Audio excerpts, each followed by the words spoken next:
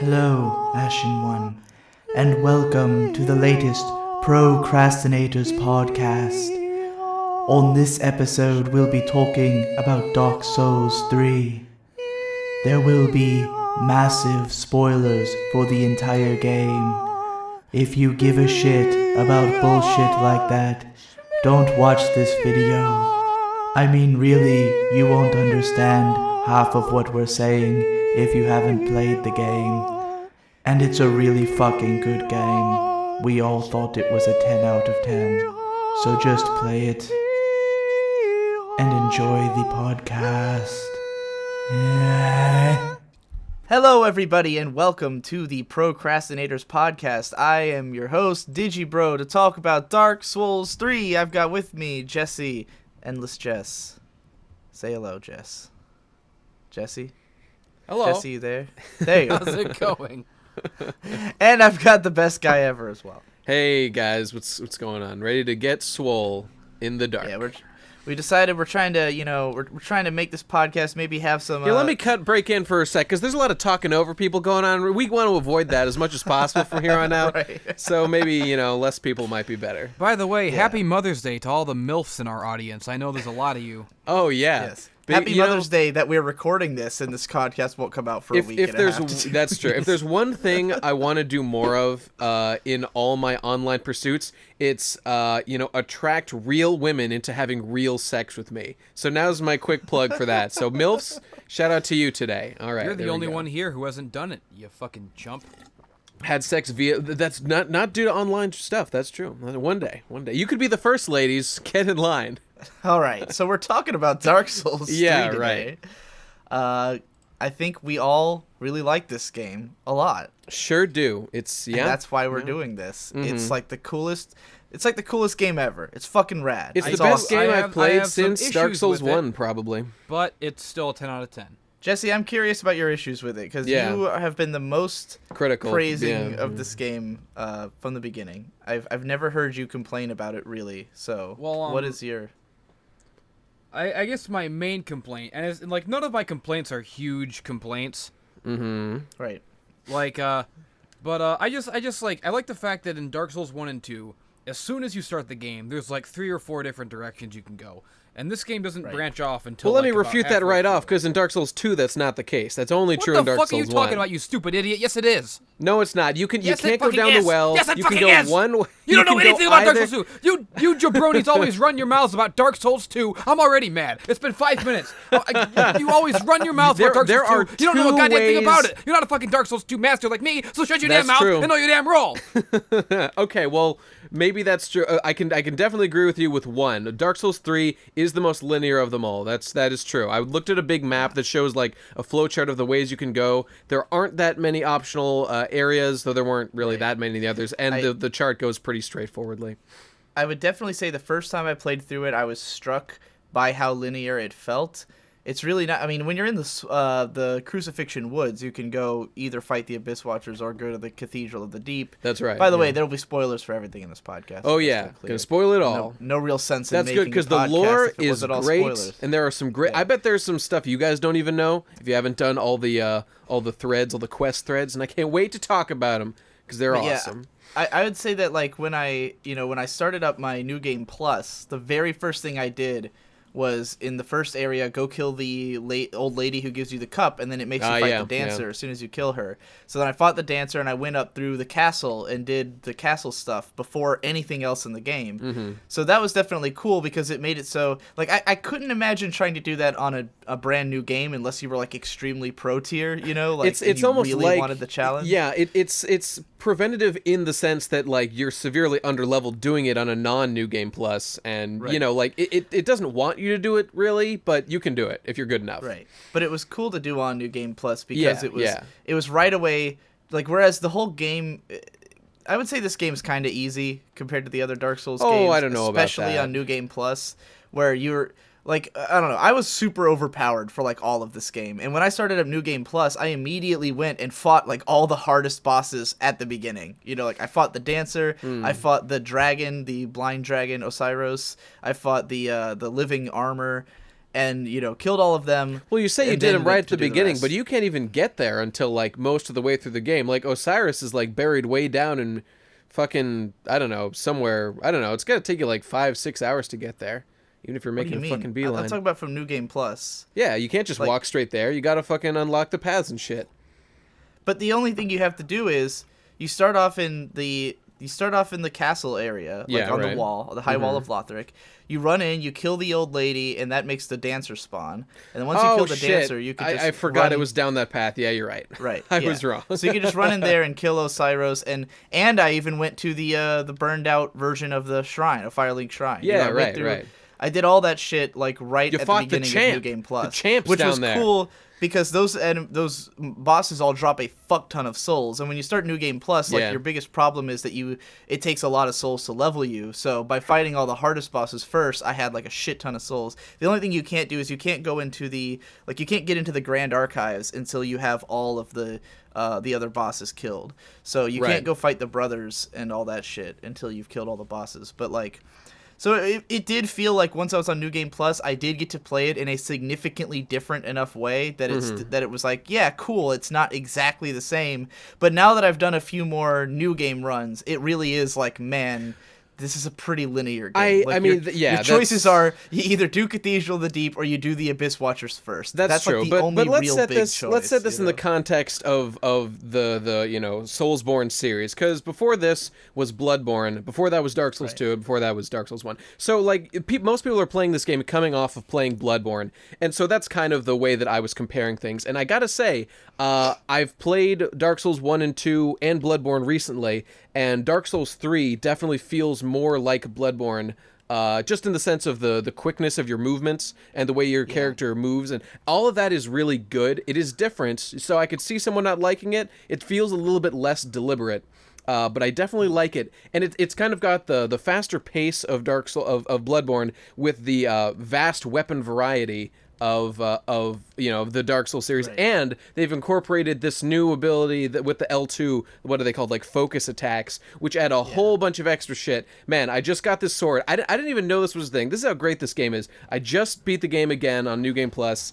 I walk up to Ludleth, who can fuse souls, and it just so happened, I didn't even know this was a thing. You have the option of fusing if you've made both of the prince's swords from the princes in the castle. He'll fuse them into one super sword that can do both of their special attacks with the L2 commands. It's like you got a light beam and you got a fire beam. There was a guy who can fuse swords. I have never heard of. That's the thing. He can only do it with this one weapon, and I just happened to stumble upon it. Wait, who does this? Who fuses the swords? Ludleth, like the guy who turns souls into weapons. He just fuses it was the coolest thing ever. I'm just saying, there's all this shit.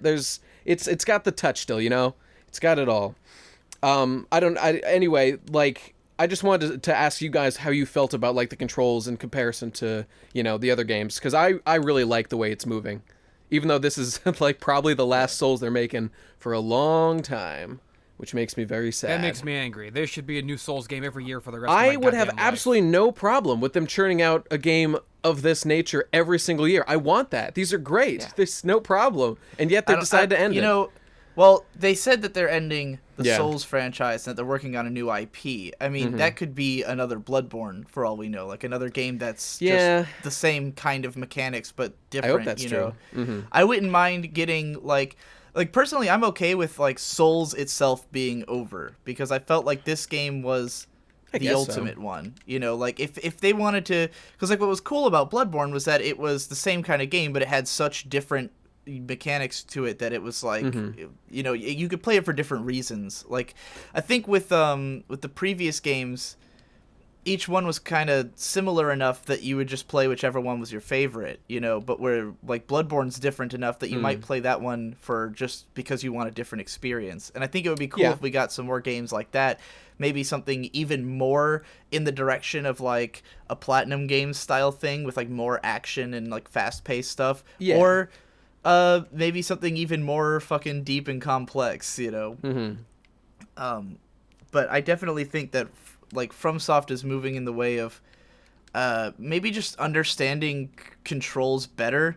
I wonder how much the Demon Souls was clunky because that made it easier to make a deep combat system, you know? Yeah, I mean, there's always trade-offs with stuff like that. Like the weapon, no, what is it? Like the item weight limit that was in Demon Souls 1, like nobody likes that. But like it does add an additional layer of depth to things. Yeah. It's just you know. It's I'll one of say those that I things. think so if I were to summarize what I think like Dark Souls 3 did overall like compared to the other games, it's that it really streamlines everything. And while I think like Bloodborne streamlined it, but then also was like really different, where it was more of this like fast-paced, you know, aggressive type of game.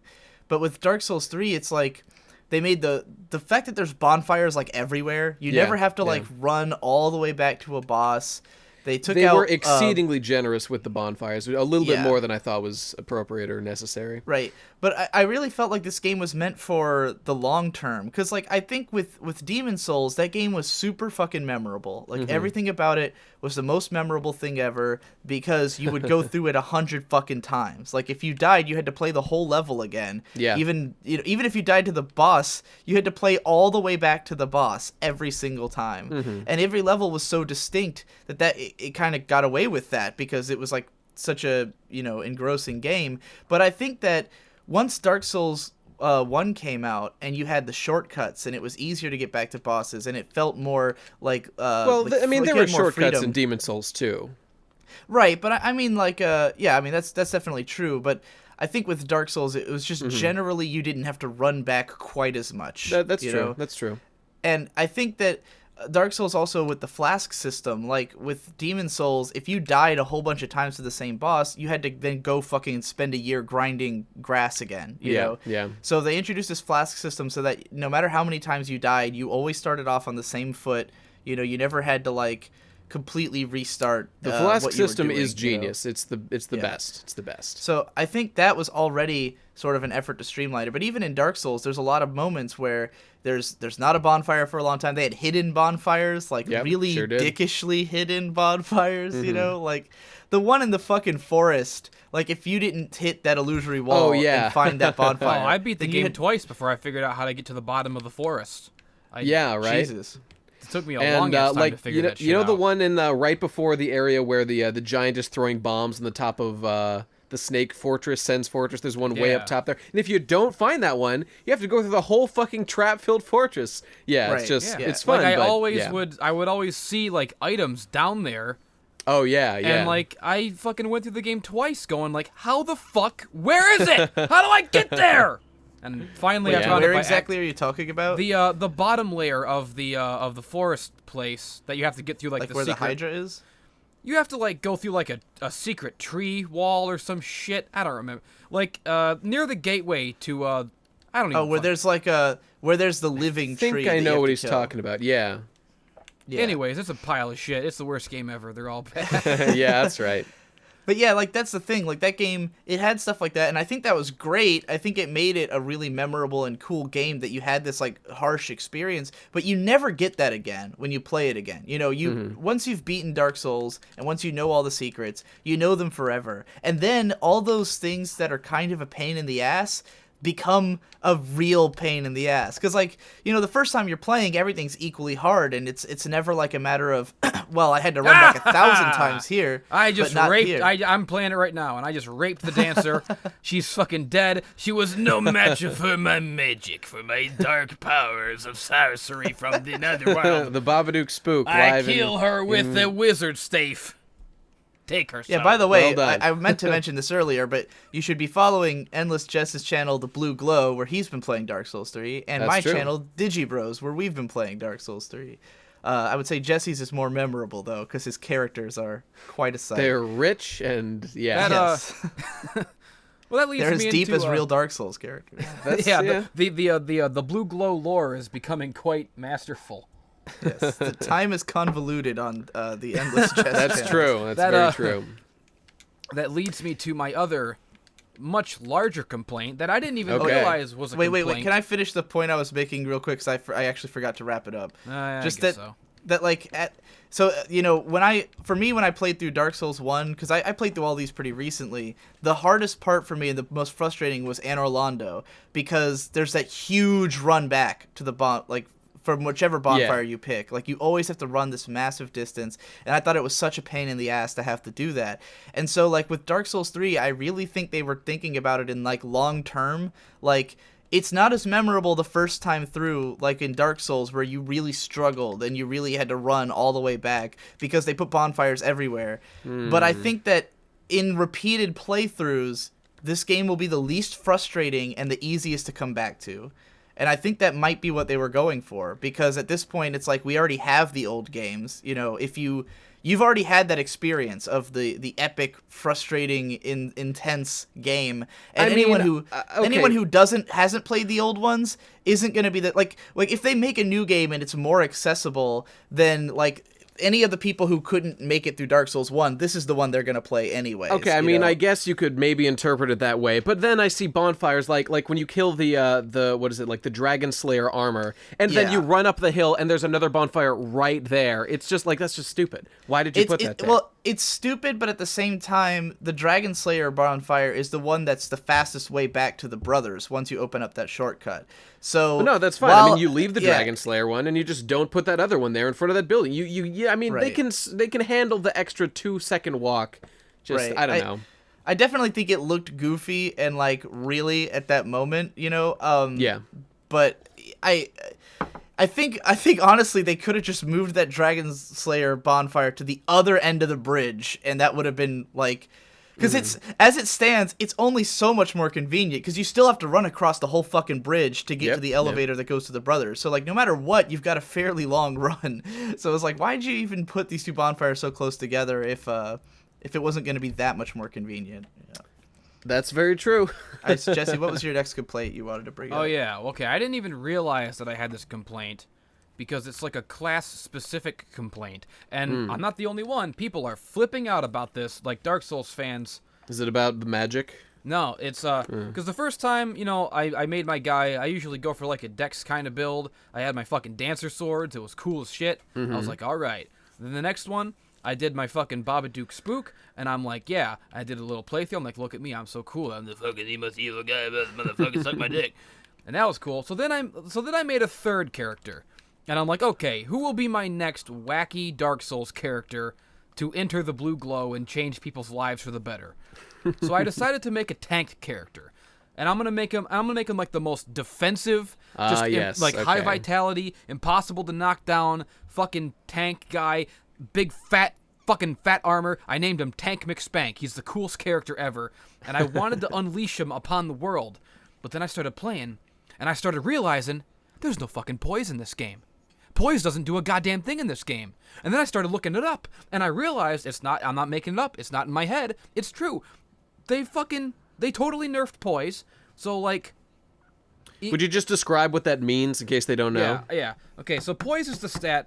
Like, in Dark Souls 1, if you get hit, your character gets knocked back. It'll, like, interrupt your attacks and shit. But if you have, like, high enough poise, then nothing can, like, stop you. So if you're in the middle of an attack... Getting hit by a sword won't stop you. You can, like, walk through enemies, like, hits and, like, just brush it off and keep walking. That's what the poise is for. And Dark Souls 3, it has a poise stat, but the poise stat does nothing. To the point where, like, it has to be a mistake. It has to be, like, a glitch, people are assuming. But... Now, I've been told that the poise also wasn't a thing in Dark Souls 2. I can't verify that, because I don't remember making a strength build in that game. Okay, but doesn't matter. If it were, people wouldn't just be complaining about it now.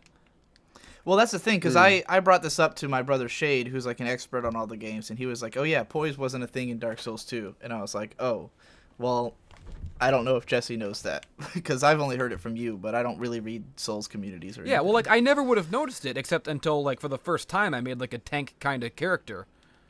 Right. Well, that's shit. It just seems like a mistake, because they have stuff like the Wolf Ring, which increases poise, but it literally does nothing because the poise stat is worthless. And people discovered it'll get patched. Well, yeah, like, a lot maybe of that's people, a patch thing. There's people who like discovered, like they went into the code of it, and they like changed something around, and they were able to activate poise by going into the code of the game, but then they got like soft banned from Software. as though like they don't want people to have poise. Well, it's those people probably played online with that That's poise true, stat, They were probably, because if other people don't have it, then it's unfair. But it just seems like people were weird and activating fishy. it. Like you'd think by now there'd be like a statement on it where they'd say either like, yeah, we took it out because of these reasons, or yeah, we made a mistake and we'll fix it. I mean, I assume it's the same in the Japanese version, which has been out for what, 6 months? 3 months, something. It's a while. Well, that's shit.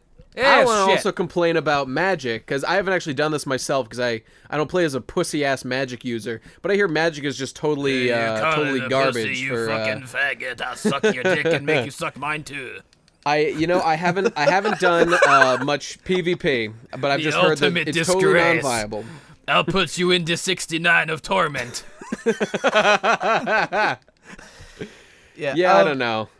By the way, though, I was just messing around for the first time just a few minutes ago using the spell. What was it? What is it? It's the one where you turn into, like, the background fucking camouflage or whatever it is. Right. It is the most fun I've ever had in a video game. I follow behind an enemy. I'm in Irithyll, right? Behind the giant, like, sword dancer ladies. I follow, like, an inch behind them as a statue, and then when they turn around, I just stop moving, and they bump into me and move around, and I do this for, like, 10 minutes. It's the most fun I've ever had in a video game. They don't know what the fuck's going on. It's great. You can get Stupid-ass hollows. That too. That's what I'm saying. It is a spell. Oh, yeah. Well, there's also, like, the item, the white branches do that too, I think. Oh, really? Oh, I didn't know that. That's cool. Yeah. Yeah, man. I got it. So to talk about builds, because my experience with this game was kind of funny, because like I've got my friend Don-san who played this in the Japanese version, and he breezed through it, played it 3 times by the time the English version came out, and he was saying that he thought it was kind of easy. And then me and my brother Shade played it, and we both beat it in 18 hours apiece, and we both thought it was really easy compared to the other games.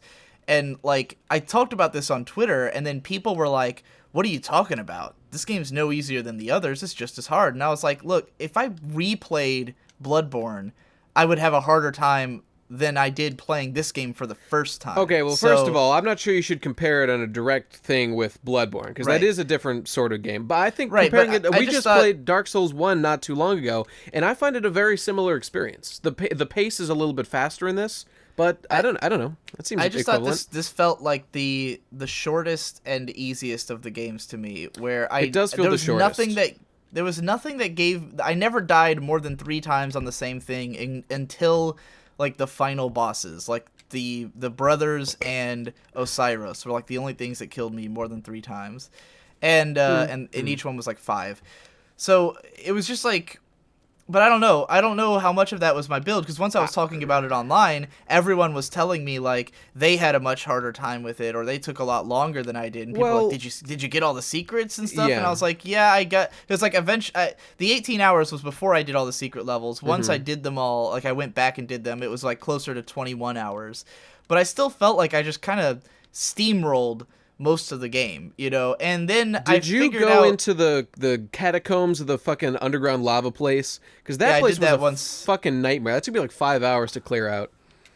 Well, maybe not that long, but a while. After I was already pretty strong. I mean, we just did it on Digibros and on like a new game, and we like went there right in the catacombs. We just went straight to that level, and Victor cleared it in the span of 3 episodes. So. I don't know. But then again, the thing is that all of us, we later realized, played our first run of the game with strength builds. We all played putting everything into vigor and strength and like a little bit of endurance and like vitality. And, I mean, that's easy mode. That's easy mode for sure. Playing right. These Well, games. that's the thing. Like, I don't know. Like to what extent that is like literally easy mode, but we all played like naked, do all the rolls, and just have a giant sword, and that's your method. Like giant sword plus 10, kill everything in 1 hit, run through. And it definitely felt easier that way. And then once I did try to play like a different type of character that wasn't all strength, then I immediately was like a lot more frustrated. Like, okay, this is a lot harder playing anything other than strength. So I do think that maybe the build is like, because I think in every Dark Souls game, every Souls game, like there is built-in like difficulty settings, like the way you play changes the difficulty of the game. And I think that might be more true in this game than it's ever been before, where strength build really is like an easier difficulty setting of the game than anything else. But why would that be? There's just the one answer that, like, I mean, the tougher you are, like a big health bar, what it translates to is you're able to make more mistakes. And that's pretty much it. Because, like, if you're a ranger, I've heard a lot of people have actually played, like, with a bow in this game, that, like, using the short bow is totally a viable way to play. And, like, you can just cheese almost every boss just by staying far away and just backing up continuously and firing arrows. So, like, I don't know. There's lots of ways to cheese things, and buffing your health as far as it'll go, making yourself strong, and then just giving yourself the ability to, make mistakes and survive. I guess it's just that it's so easy to do in this game, because in the other games I always grinded at the start. Like in Dark Souls, or rather in Bloodborne, because that was the first one I played all the way through, I spent like 5 hours just grinding souls and vials so that I would never run out of vials, like right at the start of the game before I made any progress. And then like in all the other games, I would always have parts where I had to grind for souls or grind for Titanite and shit. And then in this game, like, by the time, because you start off with a boss fight, like, right at the beginning. And by the time you get to Firelink Shrine, you can immediately level up 5 or 6 times. And then in the second level, you find a guy who gives you 5 free level ups, And so... But at a dark cost. Yeah, but that dark cost doesn't have any really negative effects. Oh, it has the worst effect. It makes you ugly. That's yeah, but it doesn't have any like a lore effect, like mostly. in the previous games, like take Demon Souls. Like if you were, well, I mean, in this game, you can ember yourself and it gives you a longer life bar. But like in Demon Souls, the only way you could become human was to kill a boss. So you more likely spent the entire game as a hollow with half a health bar. Well, like 3/4, because you'll use the Cling Ring probably. Right, but yeah, you still are always going to have a reduced health bar because it's such a huge risk to be human, because if you die as a human, then your world tendency gets darker and the whole game gets harder. Yeah. So, like, for me, I would beat a boss and then I would immediately kill myself in the Nexus so that I wouldn't, darken my world tendency. Because I didn't want the game to get that much harder. So, like, I don't feel like there's any real trade-off for hollowing in this game. Like, you gain 5 level ups, and there's really nothing to stop you. All right, that is true. The effect of the hollowing are purely aesthetic and, like, ending relative. It just fucks with, like, the path you can take. But I don't know. The game's like trading the normal hollow. It's doing a new direction. Hollows are out. Embering is in. Lords of Cinders are what the cool kids are doing now, and I think it's cool. And I just did the dark ending, the usurpation of the fire ending, and I thought it was fucking tight. Some of the coolest shit happens along that line. I have not seen that ending yet. You haven't seen? Oh, dude, it's the coolest. The whole thing with Henri. I've been saving it for Babadook Spook because it seems like something he would do. And I haven't beaten with him. I thought his storyline was over. Yeah, well, his Let's Play storyline is over, but me playing the game is never over. Dude, you gotta get him his betrothed Henri. That was just the end of his 7th life. Who knows how many he has left in him? Yeah. I don't know. He's like the Doctor. He regenerates, but he's always the same guy. I want to shout out real quick. My favorite boss, my favorite thing in all the Dark Souls games thus far has been Maiden Estrella. That boss fight is the coolest thing that ever happened. It really is the best thing in any of the things. But there's one in this game that comes close. It's not as good, but I love it dearly, and it affected me greatly in my playthrough. So I played my entire New Game Plus cosplaying as an Undead Legion member. And I was making the gesture at everyone I met. I was fucking wearing the armor the whole time. I used the wolf greatsword. The Undead Legion is the coolest thing that's ever happened since Maiden Estrella. And I'll tell you why. It's because these motherfuckers are like when I heard the fucking, I forget who said that guy you meet at the beginning, who's like the crestfallen warrior of this game, is a what's the word, deserter of the Undead Legion. He's wearing the armor and shit, and he tells you like it's a bunch of dudes. They're all really strong. They've consumed wolf blood to allow them to do these inhuman fighting techniques that a normal person can't do with these giant great swords, and they don't use shields because those are for pussies. And in his own words, they will bury a fucking kingdom at the first sign of the abyss spreading into it. Is that not the coolest thing? These people have no tolerance for your fucking darkness, and they will do whatever it takes to crush it. And then when you go into the boss fight, and all these motherfuckers are going absolutely berserk. They're fucking murdering each other. They just keep picking themselves back up because they're undead. They go kill each other, and then they fall down. I don't know why they're doing that. I think they were like fucked up by Aldrich or something. But it was the coolest thing I've ever seen in my life. It was the best boss fight since Maiden Estrella. They're the cutest. I love them. I want to be one. They're my best friends. Undead Legion for life. I love them so much. I definitely thought the moment when they started fighting each other, I was like, holy fucking shit. It was the most creative thing I've seen in forever. I was a little disappointed when I found out that some of them are specifically on your side. Like, the ones that have red eyes are fighting with you, and the other ones are fighting against you. Now, hang on. I looked into that. That is not true, because many a time fighting those guys, antagonize them, and every single one, including the red eyes, will gang up on you. The red eyes are... That's what I had thought, that they were just fighting each other, but that they would turn on you. I mean... But my brother told me otherwise. Maybe it's a New Game Plus thing, because I'll tell you, those red eyes attacked me many times. So that is not... That's cool, because that's what I wanted it to be, was just that they were like... They were fighting each other, but just out of fucking like those guys rage, are just going crazy in there. They're just going fucking berserk. Right. It's the coolest thing ever. God, it's the best. I don't know, like and the Nameless King. I gotta shout out that guy as the most spectacular boss. I haven't beaten the Nameless King yet, actually. Oh, he's a toughie. He's a toughie. Yeah, because on my first game is like because I did the thing where in this game it lets you, if you beat the game, you can you can still keep playing. So I went back and I wanted to bring that up because actually just a few minutes ago, I got my ending and I did that, and the first time I instantly reset because I fucked up. I didn't want to, but I did. So this time, I want to talk about the lore implications, or if this is just non-diegetic gameplay or something, because I did that. I did the usurpation of the fire thing, so I think you like steal it or something, and I walked back just to see what's going on, and the kiln of the first flame, like the sword, the bonfire there, like there's no fire there. It's like gone out. And so I go back to Firelink, and I see that Ludlith is dead. He was alive before, now he's dead, and nothing else has changed. So it's making me wonder if this is like canon, or what happens if you do a different ending. Ludlith is always dead if you go back after the ending. Okay. So, just because he died when they activated the final bonfire. Did you do a new, continue after you, if with a different ending? You know what I'm saying? Did you guys do that? I have not done a second continuation after.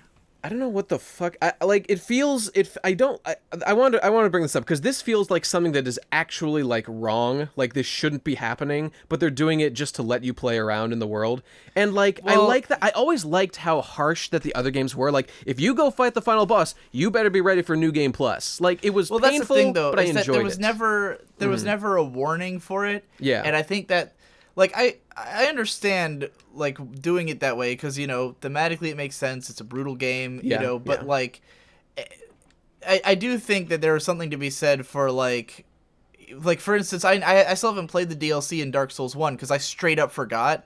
Like, I went to the final boss, beat him, and then remembered, like, during the final cutscene that I had not done the DLC, and I was like, fuck, I completely fucked up. And there's no way I could just, like, I'd have to play through the whole fucking game because you have to get all the way to Duke's Archives to even get into the DLC, And then Bloodborne kind of does the same thing. If you beat the final boss, then you got to play all the way back through. So, like, for instance, when Game Grumps were doing the DLC, like, they came back to the game, they had to play all the way up to that point in New Game Plus just to be able to do it on the show. It's like, I like that I can just have one character who I can just leave there if I want to, like that I can go back and do everything possible before I go to New Game Plus and have all the items I want and be like completely prepared and, have done everything. And if I wanted to have, like, let's say you just wanted to have a character who you leave in that state, like, so that you could just dick around in the end game, like, just have a guy who's always perpetually at the end of the game. So you can run around and don't like it. Shit. I don't want it because they're catering to the casual audience, and I don't like it. I think you should have to play through the fucking game again. I don't think that caters to casual audiences. No, they're sacrificing narrative audience. coherence for convenience, and I don't think that's a trade-off I want.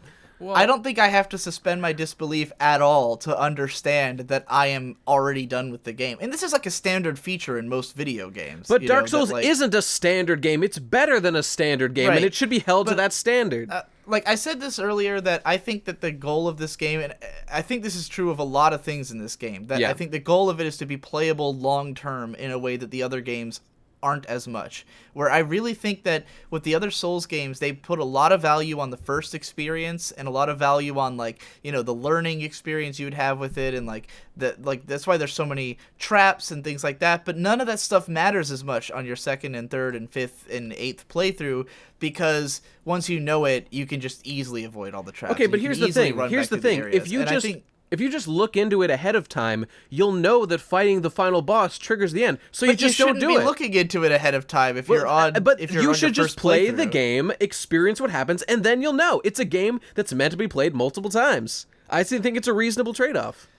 It's not one. You shouldn't do that. You should make I would much like. I don't know that I would have gone. Well, okay, like, because I am so into this game, I would have done it.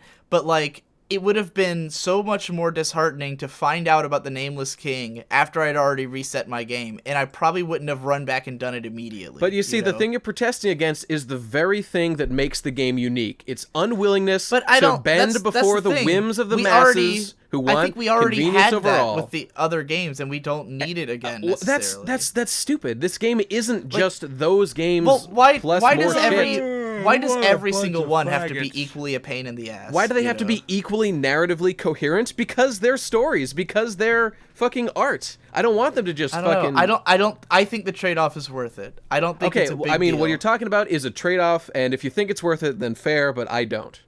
There are some who would argue that Dark Souls has never been narratively coherent. How do you like them apples? Okay, let me tell you right now. Why is it that when you kill an enemy, you get their soul, and when you die to them, why don't they get your soul and it's game over forever? Why is that? Does anyone know? Who gives a fuck? That's a real question. I'm helping your point, goddammit. I've never thought about that at all, but because you're a special guy. You're not special, though. You're not special at all. Everyone else who dies, you get their soul instantly. Like when you kill the crestfallen warrior, you get his soul. How come he doesn't get your soul when he kills you? But how do you know he doesn't get your soul? That's what I mean. Because you start playing immediately That's never again. been narratively coherent, because if they're all undead, they should all be coming back like you, but instead you get their souls for some reason. That's always been a concession for gameplay's sake. That doesn't make sense in terms of the story. So it's not like there's if that thing seems so glaring to me that I think that there's something I'm missing, and there's a reason why I just don't understand why that's happening. You can't just say it's so perfect that if it doesn't make sense, the problem must be with me. I'm not saying that it must be with me. I'm saying I'm suspicious that it is with me. But I agree. It makes me it's not perfect. It's not perfect. I still don't completely understand the complaint, and I have no idea. Dude, just think about it. When you kill the crestfallen, you're saying that. Yeah. Being able to play after you beat it. Are you talking about NPCs? God damn it! There's only 3 of us! You shouldn't be interrupting me! I won't stand for Jesse, this! go on. I was just having the realization of what you were saying. I wasn't cutting you off. I was just saying, oh, you mean NPCs, not enemies. I thought you meant enemies. I'm gonna shit! I mean, like, if you just attack the crestfallen warrior before he goes hollow, when he dies, you get his souls, and he doesn't come back. Why is that? He isn't undead. He should be coming back, right? Because he's gone full hollow. Well, that's what I mean. If you just attack him, there's always been a precedent for these narrative concessions for the gameplay's sake. Now, wait, I want to be super clear. Digi, that is not correct. He was not fully hollow. He was just some dude hanging out. When you attack him right there. Forget him. They're like Lautrec or any other NPC you meet. Like the blacksmith, he's got a purpose. When you kill him, he doesn't come back.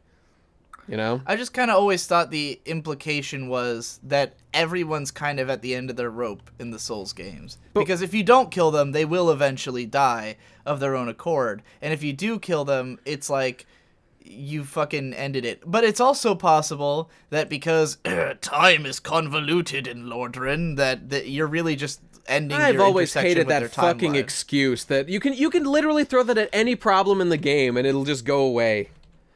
Yeah, well, that's probably why they wrote it in there. It's a really convenient. It probably is. It was the only way to make sense of the idea that warriors are constantly showing up in your game and disappearing. You know. Okay, but like Logan, right? Logan's on a quest. You meet Logan and then you kill him.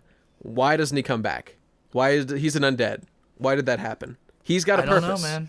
Doesn't make sense. I guess you could call it a narrative concession. Well, let's talk about we've acknowledged that this is the worst game ever. Okay, go on, Jess. Yeah, let's talk about the real problem with this game. It's been out for like a month now. Where the fuck are all my lore videos? What are those guys doing? They're sitting on their asses. I'm sitting here. I want to understand what I've seen. I want to understand it. I think I've got a pretty good idea of what's happened in the game. There's this guy, the Pontiff. He found Aldrich. Aldrich was an asshole who liked to eat people. He made him into a god. He built a church around that guy. Something Lords of Cinder, something guys in a castle, princes. They were gay or something for each other. It caused all kinds of problems for people. They had to get the fuck out of there, and that caused the end of the world. Something like that. I gotta ask you guys about something that I think a lot of people have had as like their possibly biggest complaint with this game. Okay. that I don't think I consider a complaint personally, but I'm curious about your thoughts. Is the sheer amount of stuff that's taken from the first game. That's okay. I mean, I can see why you might think that could be a problem. And honestly, sometimes, maybe a little bit thick, maybe laid on a little bit thick, but overall, I do not hate the idea that this is it's like a grand return, it feels earned, the things that were, like the visit to Anor Londo, it's not like, anyone who says oh, they just copy-pasted Anor Londo, that is so fucking lazy. No, there was serious craft put into this, reimagining of Anor Londo, and it's great, and when you see the giant blacksmith, and you see him dead, and you grab his soul, and you bring it to Andre, and Andre's like, oh, I'm so sad that that was my bro. That was the most feels worst, moment dude. in the whole fucking game, dude. It was intense. That was the most feels. It was great. Because you've played, they've got a respect for each other, man. It's that. Yeah. See, that's the kind of stuff. There's love in this shit. It's not lazy at all. So I'm sometimes a little thick. Overall, definitely in favor of it. Think it works. Wait, what's going on? I spaced out for 20 God minutes. damn it, Jesse! How do you feel about the references to Dark Souls 1 in this game? I love them. There needs to be more of them. I love everything. I love fan service. I want it in my face all the time. Yeah, so I was rewatching Matthew Matosis's video on Dark Souls 2 from way back because I don't think he hates that game enough. He doesn't hate it as much as I do. The pure unadulterated hatred that I have. But he complained a little bit about the references to Dark Souls 1 in that game. And I thought it was interesting because I think that the reason that the references to Dark Souls 1 can be annoying in that game is because they feel like they're there just to make references to Dark Souls 1, even though the story of Dark Souls 2 feels like it could have been a totally unrelated game. The issue is that they tell you it has been so long and everything has been forgotten from an age. Oh, by the way, would you like to join the Sunbro Covenant? It's come on, guys, come on. And the Lords of Cinder, or the souls of the 4 bosses of the first game are in the bosses of the second game or something like that. Yeah. It just doesn't seem like there was a reason to do that. That's right. But with Dark Souls 3, this game... everything about the story is a sequel to Dark Souls 1. Everything is relevant because the whole point of it is that it's a bunch of Gwens. You're fighting, it's basically just raising the stakes to the next level. In the first game, you had to fight all these bosses just to get to one Lord of Cinder. Now you got to fight fucking 5 of them, and you're no longer just an undead. So from Vadi's latest video, he kind of implied that something that Miyazaki said implied that you, the Ashen warriors that you are in this game, are basically comprised of ashes of people who failed to link the fire in before. So basically rather than being a chosen undead, you're the remnants of chosen undead who failed or something that. If you think about it, literally everyone who is an undead who did not link the flame, which is most people, would fall under that description. So that is accurate. Right.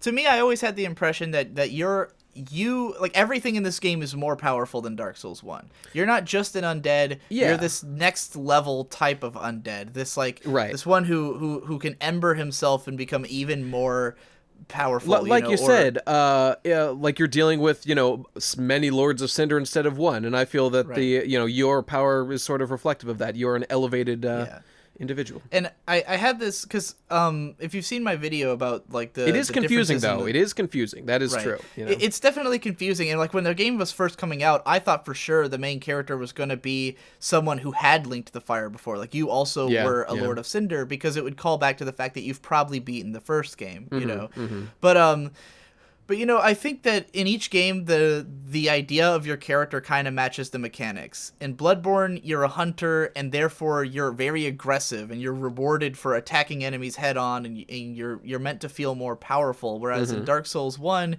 you're more clunky and slow because you're just another fuck off undead like everybody else. Yeah. And in this game, you feel a little faster, you feel a little stronger, because you're not just any undead. You're this new thing, the Unkindled. You're like a different type of guy, and you're a little stronger and better, and the kind of person who could take down 5 fucking Lords of Cinder, you know? I guess. So, I mean, you fight fucking giant scaleless Seath, the god of dragons, in the last... And I mean, you do okay, and you're just some undead. I don't know. I guess I see your point, though. Yeah, it's well, I mean, I'm not saying that you're like super weak. Like the point is that you rise up above all the other undead. But like the mechanics of that game are that you have, like, when you start off, you're pretty normal and weak. You don't really have like the speed and prowess that you have in Bloodborne, where you can fucking sidestep and juke and shit. Like you're doing fat heavy rolls and falling all over yourself unless you're naked. So, and like in this game, it's more like the armor is more like Bloodborne. People call it fashion souls, where the stats of the armor don't really matter. All that matters is that you wear it. You know? That's right. Yeah. So I don't know. I think it's somewhere in that middle ground, and I think that's communicated well in who you are, and just the idea that you have to go kill 5 people who are all on the level of Gwyn is really cool to me. You know. Though, I mean, just to play devil's advocate, wasn't Gwyn, like, kind of fucked up and, like, not at full power because he had linked the fire? So isn't he, like, weaker than he should have been? I mean, technically all these guys would be, I guess, because they've all linked the fire, but... Yeah. I don't know. I mean, I don't know. The Crestfallen Warrior guy implies that you're not fit to lick the boots of these people. They are as gods. They are the best guys. Yeah, you know? But I always kind of thought that was because, like, I mean, when you play through the games, the way that you get stronger is, like, they perform a ritual on you using souls that you collect, and that, like, just feeds into you, and, like, your power level rises, basically. And, you know, that's what I always got out of it. That it's, like, your job is to go out there, collect souls, use them to get strong. And that's, like, when you are at the end, like, if somebody killed you and, like, took your soul at the end, it would be worth, like, 1 billion souls. Because, like, you fucking, you know. Yeah. That's an interesting thought. Yeah. I like video games. I like them. Yeah, they're pretty cool. But, yeah, I like all the references to Dark Souls 1. I like how the references to Dark Souls 2 are kind of subtle and hidden. There's that giant tree outside, which I like. Yeah, there's that. Cool. There's like the old lady who sells you stuff might be a reference to the old ladies from Dark Souls 2. But I love feels that. Like it. I love that the way that and I'll talk about this in a video if I finally fucking do it. But at the end of that hallway, you see Andre. And like immediately, if you've played Dark Souls 1, you're like, oh my fucking god, it's Andre. And it's literally him. It's him. Yeah. And then the Dark Souls 2 lady's kind of tucked off to the side where you can't see her at first. And I really think that's intentional. I Dude, really you think feel that in the game. You feel a little bit of like, okay, we can't like get rid of it completely, but let's focus on the money maker here. You'll find characters from Dark Souls 2. Like you'll find some of their armor sets and some of their bodies laying around. You like, guys when you are first so get goddamn stupid. Like there's this, like Dark Souls 2 was such a great shame that there's a conspiracy to erase it in Dark Souls. Hey, I didn't say that. They put references to Jesse. You can think about it like this, Jesse. You're just jacking yourselves off for your stupid illogical hatred Jesse, of Dark Souls 2. I never said anything like that. I never said for it. I never said they were trying to hide it. I just said that it's not prominent. But like, it's all the well, of course the nostalgia for the first game is going to be more prominent. It's the first fucking game. It has no reflection on how supposedly terrible and unworthy Dark Souls 2 is. Look, Dark Souls 2 is the worst game ever made, and I'd rather kill myself than play it again. You're a fucking idiot, and I'd rather kill you than I will say that shit one more time. I will chop my penis off and stab myself through my ear into my brain and die, just so I don't have to play Dark Souls 2 You can again. think about it, Jesse, as Miyazaki just didn't direct Dark Souls 2, so he's only interested in continuing his work. Rey is too good in the Force. Why was Iron Man so mean? I feel it's like all the Jesse, same complaint. Jesse, it's all you know the same you are. stupid shit.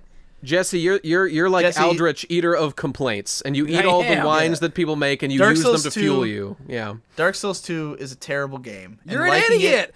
Liking it is making the world worse, Jesse. You are actively ruining the world. Shut up about that, Dark Souls 2. Shut up! Explain without being an idiot why it's terrible. I dare you. On. You can't the do it. controls suck. The animation The controls are the fucking same as every suck. Dark... What the fuck? I can't even keep up with how much wrong you're spewing at me right now. Things feel a little bit floaty.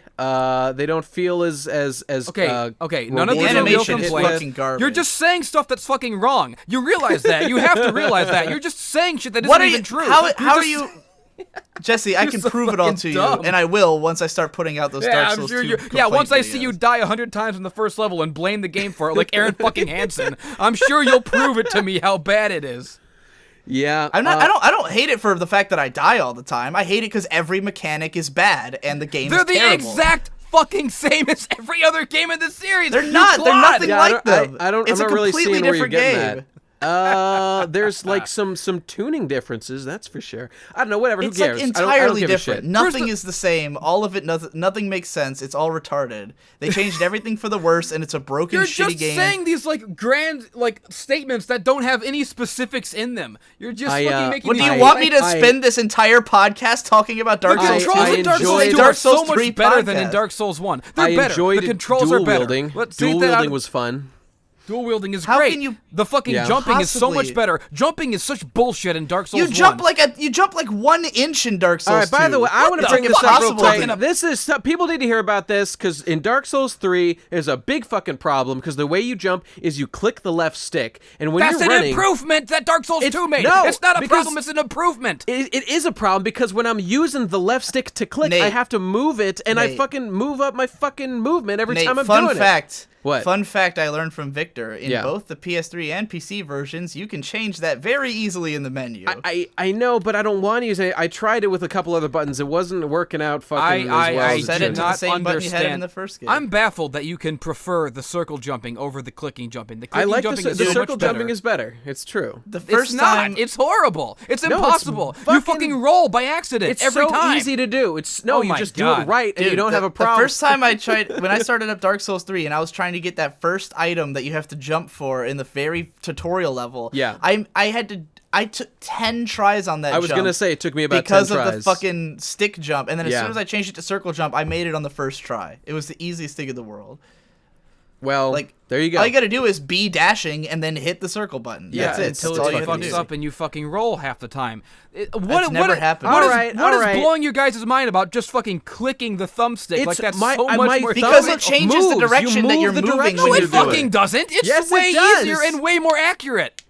Every time I tried to make that jump, because you have to brake slightly to the left to make that jump right, and every single time when I clicked the stick, my guy would change direction a little, and I just missed the coffin. It's a very precise jump you're trying to make, and even that little bit of fucking up causes a problem. You guys just suck at video games because you're totally wrong on this one. The clicking the thumbstick is a massive improvement that Dark Souls 2 made over Dark Souls 1, and you don't want to admit it Jesse, because you are can't just clinging to look, anything you can find to make Dark Souls 2 a good game. Dark Souls 2 is a fucking great game! All right. There's a few changes from Dark Souls 2 that I think were great ideas that they did keep in Dark Souls 3.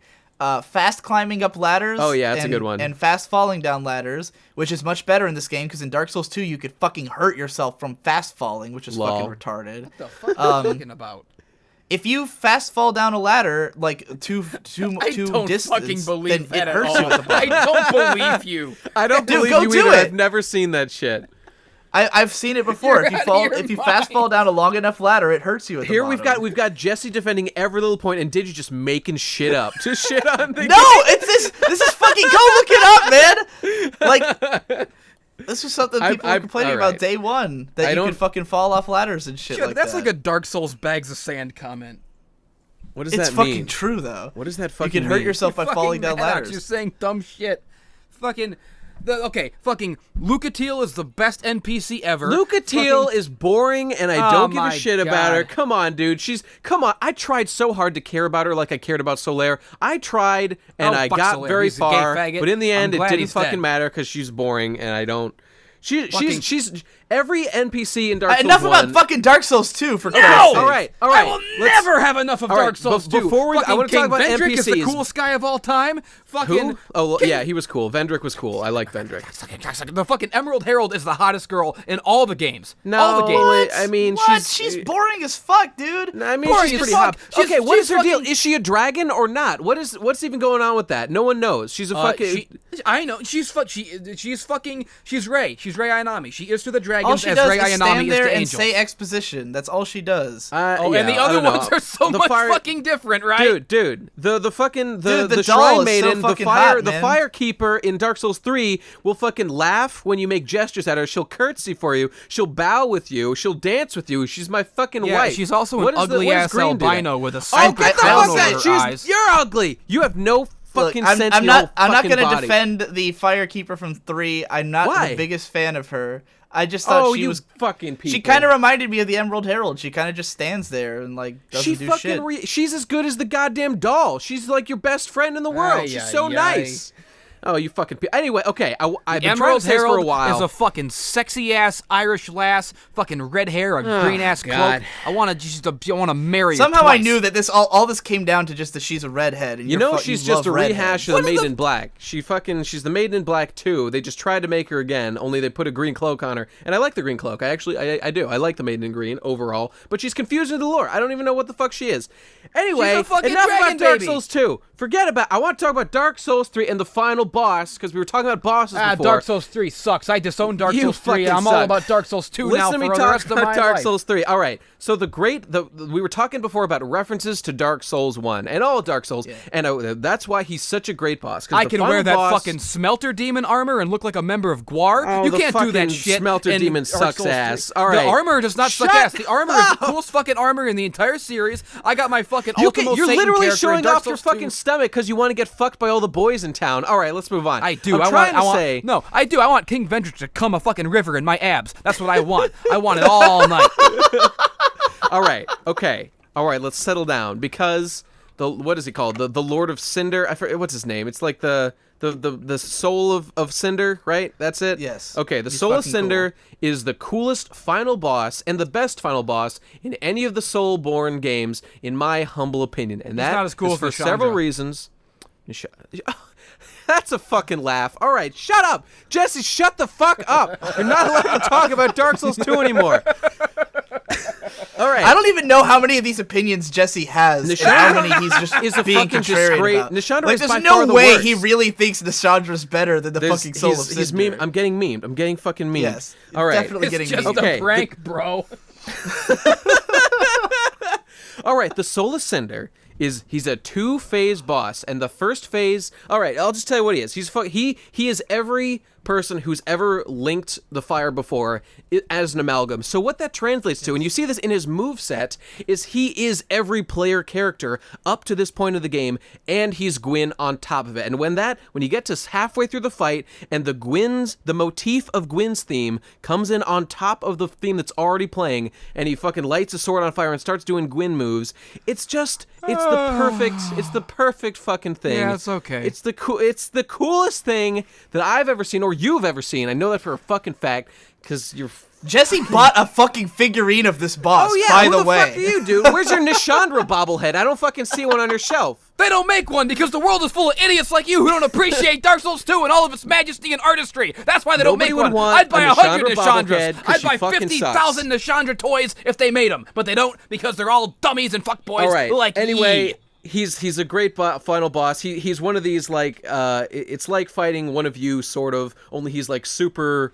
Player. Yeah, it's like a rival PvP fight, sort of. fight. Yeah, that's right. And those are always the best way to end a big fucking... Because, like, they challenge the mechanics. They use the mechanics you've been fucking learning to deal with. He's the best. It's awesome. Okay, I let's move. definitely felt that, yeah. like, in terms of...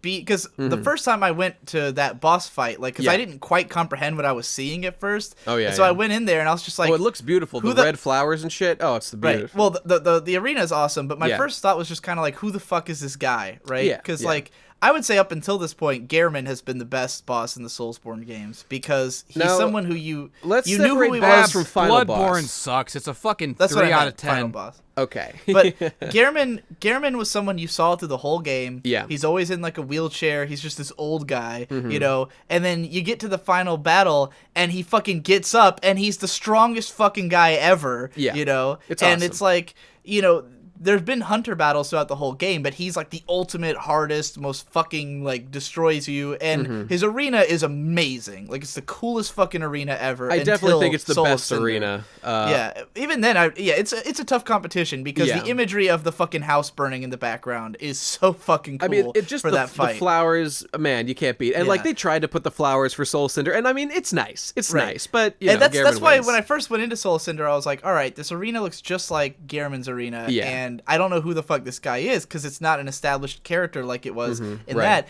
But then once I did realize that, oh my god, he's every player character, he's everyone who's Link the Fire, then I was like, oh, this is fucking that's rad, the thing. you Like know? Gehrman is a guy that you've gotten to know over the course Not of Bloodborne. Dark Souls but this 2 guy, hey, shut because up, Dark Jesse! I'm Souls saying a 2 fucking guy profound point. broke the Shut cycle the with his fuck magical up, crowns. God damn it! I'm which is why making a he's the good best point. guy. I was thinking about what I was gonna say, and I'm gonna fucking say it. Shut But up. Dark Souls 2 guy was a chick, wasn't it? Wasn't Nashandra? Yeah, she's a queen. Whatever. All right, I was going to say that the Dark Souls 2 guy wasn't Nashandra. I'm talking about the player character. If you do the DLC, you get the magic crowns, you break the cycle, you don't have to Link the Fire. I'm gonna fucking kill you, Jesse. Shut the fuck up. I'm trying to say something. Okay? All right. My big old dick, my big old butt. Gehrman, There's only that you 3 got people. to know. We're not supposed Shut to be up, interrupting Digi, each other. goddammit!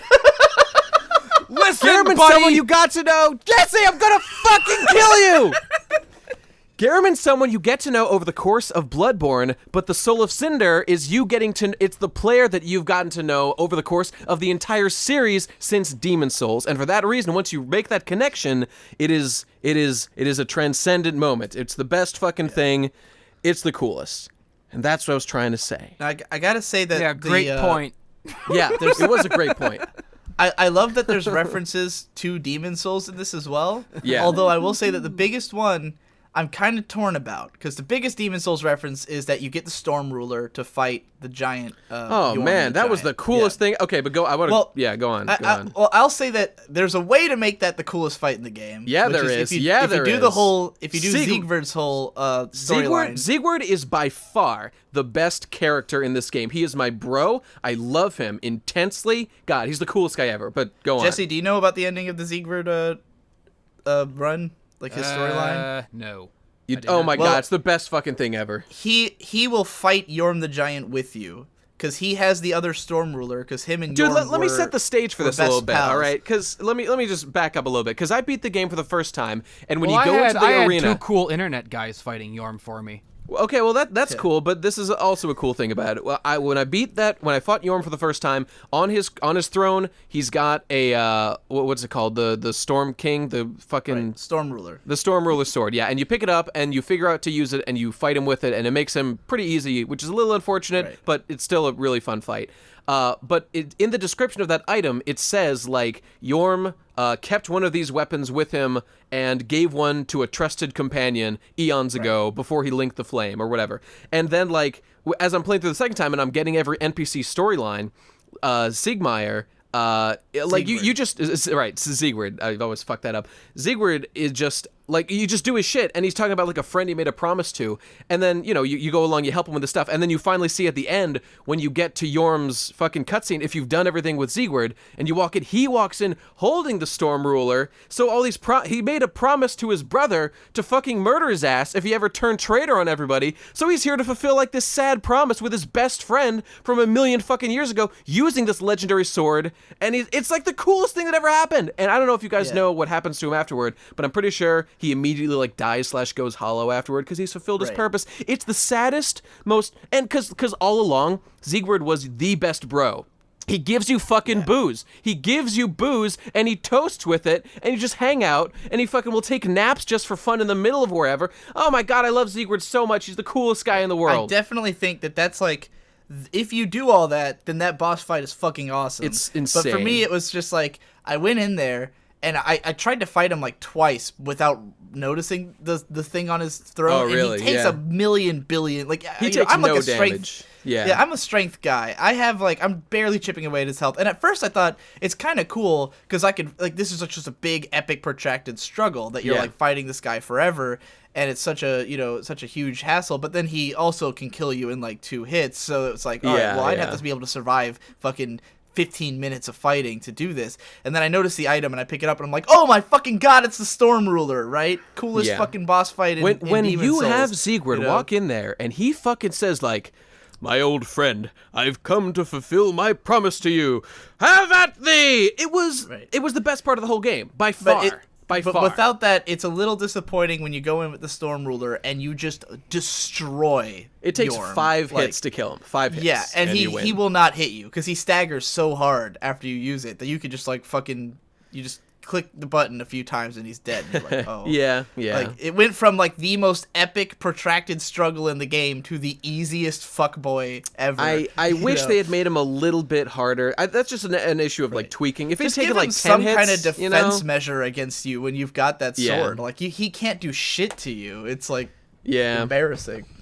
And it just sucks because the Storm Ruler because my defense of all the references to Dark Souls 1 is that I think that they are equally cool in this game. Like if you played this game not knowing anything about Dark Souls 1, then like Siegward coming up the elevator would still be like, whoa, an NPC was on that elevator. You know? It's awesome. And then he goes into battle with you, and you're like, whoa, he went into battle with me, and like, and going to Anor Londo would still be like, whoa, this thing was up here, you know, this epic looking castle. But I think with that particular one, then the Storm Ruler in Demon Souls was like the whole idea of it was you were fighting this giant fucking manta ray in the sky, and it was insanity. And then in this game, it's like a piss easy boss fight. And so I just thought that was the one reference that didn't live up to what the original was, you know.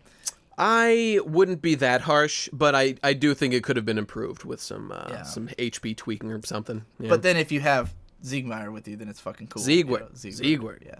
Oh, I love fucking Siegward so much. He's my favorite. I love him. The Undead Legion, Siegward, and Dark Moon Captain Yorshka are my best, but that's my wife, my best friend, and my bro team. That's me playing Dark Souls 3. Jesse, do you have some more stuff you love about this game you want to talk about? How about those? Oh no, he hates this game. How about those dark areas in Dark Souls 2 where you had to use the torch and fucking you had to light your way? Those are cool. I love that very useful mechanic. Jesse, this is the one Dark Souls 3 podcast we're gonna do. Are you sure you want to spend the whole time memeing about Dark Souls 2?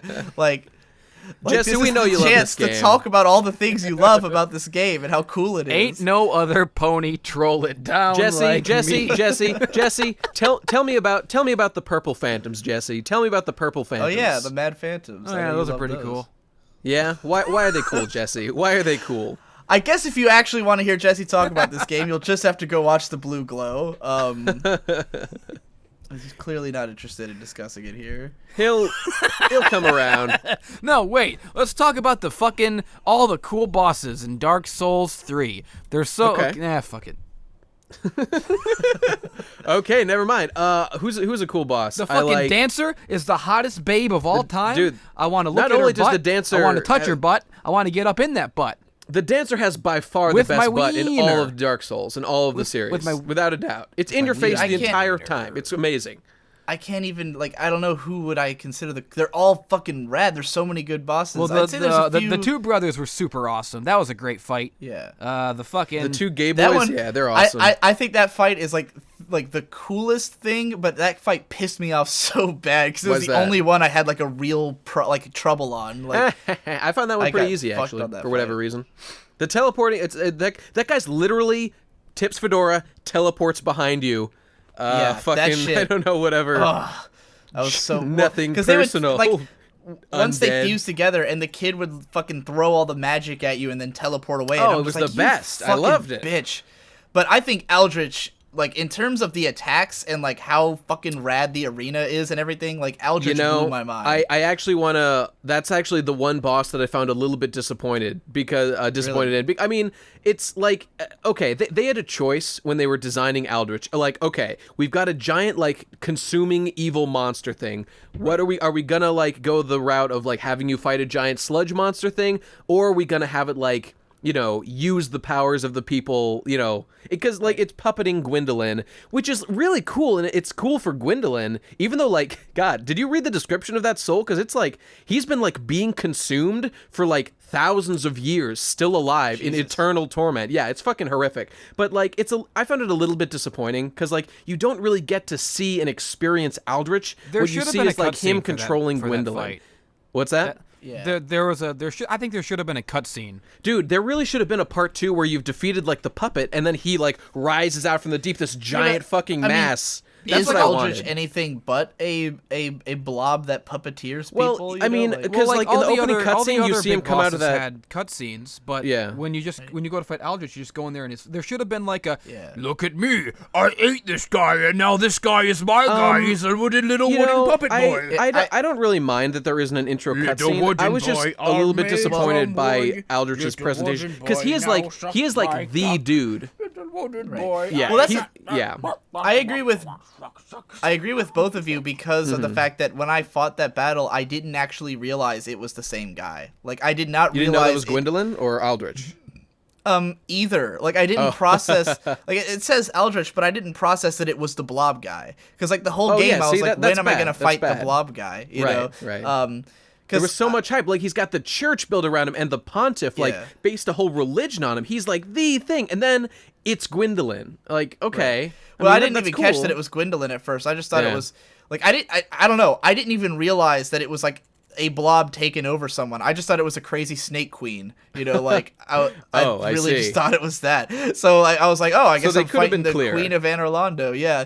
I mean, the name is Aldrich. I mean, so all right, that's on you for not getting Gwendolyn. That everyone fucking knows that was Gwendolyn. That's on you. But I didn't catch that at all. But then, like, once it was explained to me, I understood it. Well, because his attacks are totally different from just like my favorite boss of all, Mitha, the Baneful Queen from Dark Souls 2.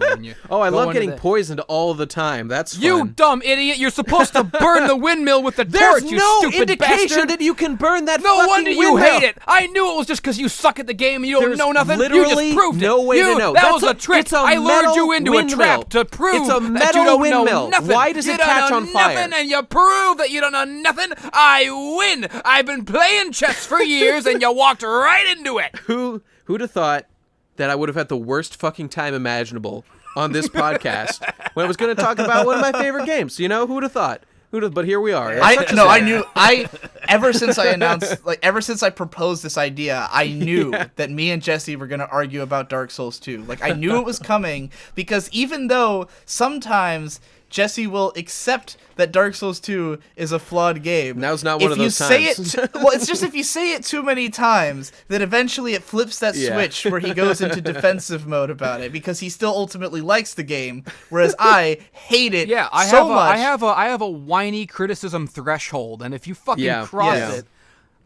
But I don't consider my Dark Souls 2 complaints. I don't consider whiny because for me, this is a deep, passionate hatred. This is not like someone who watches a movie and come home and the first day that after the movie's out, they write a fucking bitchy, pedantic review about it. No, this has been festering and stewing in me. It's a part of my life and my being. I don't get it. There's nothing fucking wrong with it. There's some things wrong with it. There's some things wrong.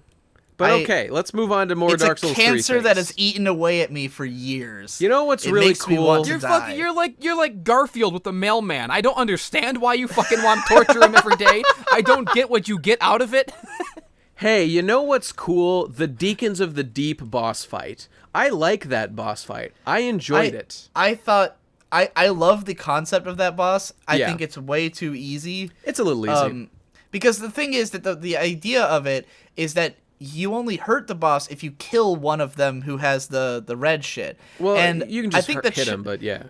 Well, no, if just hitting him doesn't hurt the boss meter. It's only when you kill it that it deals damage. Is that so?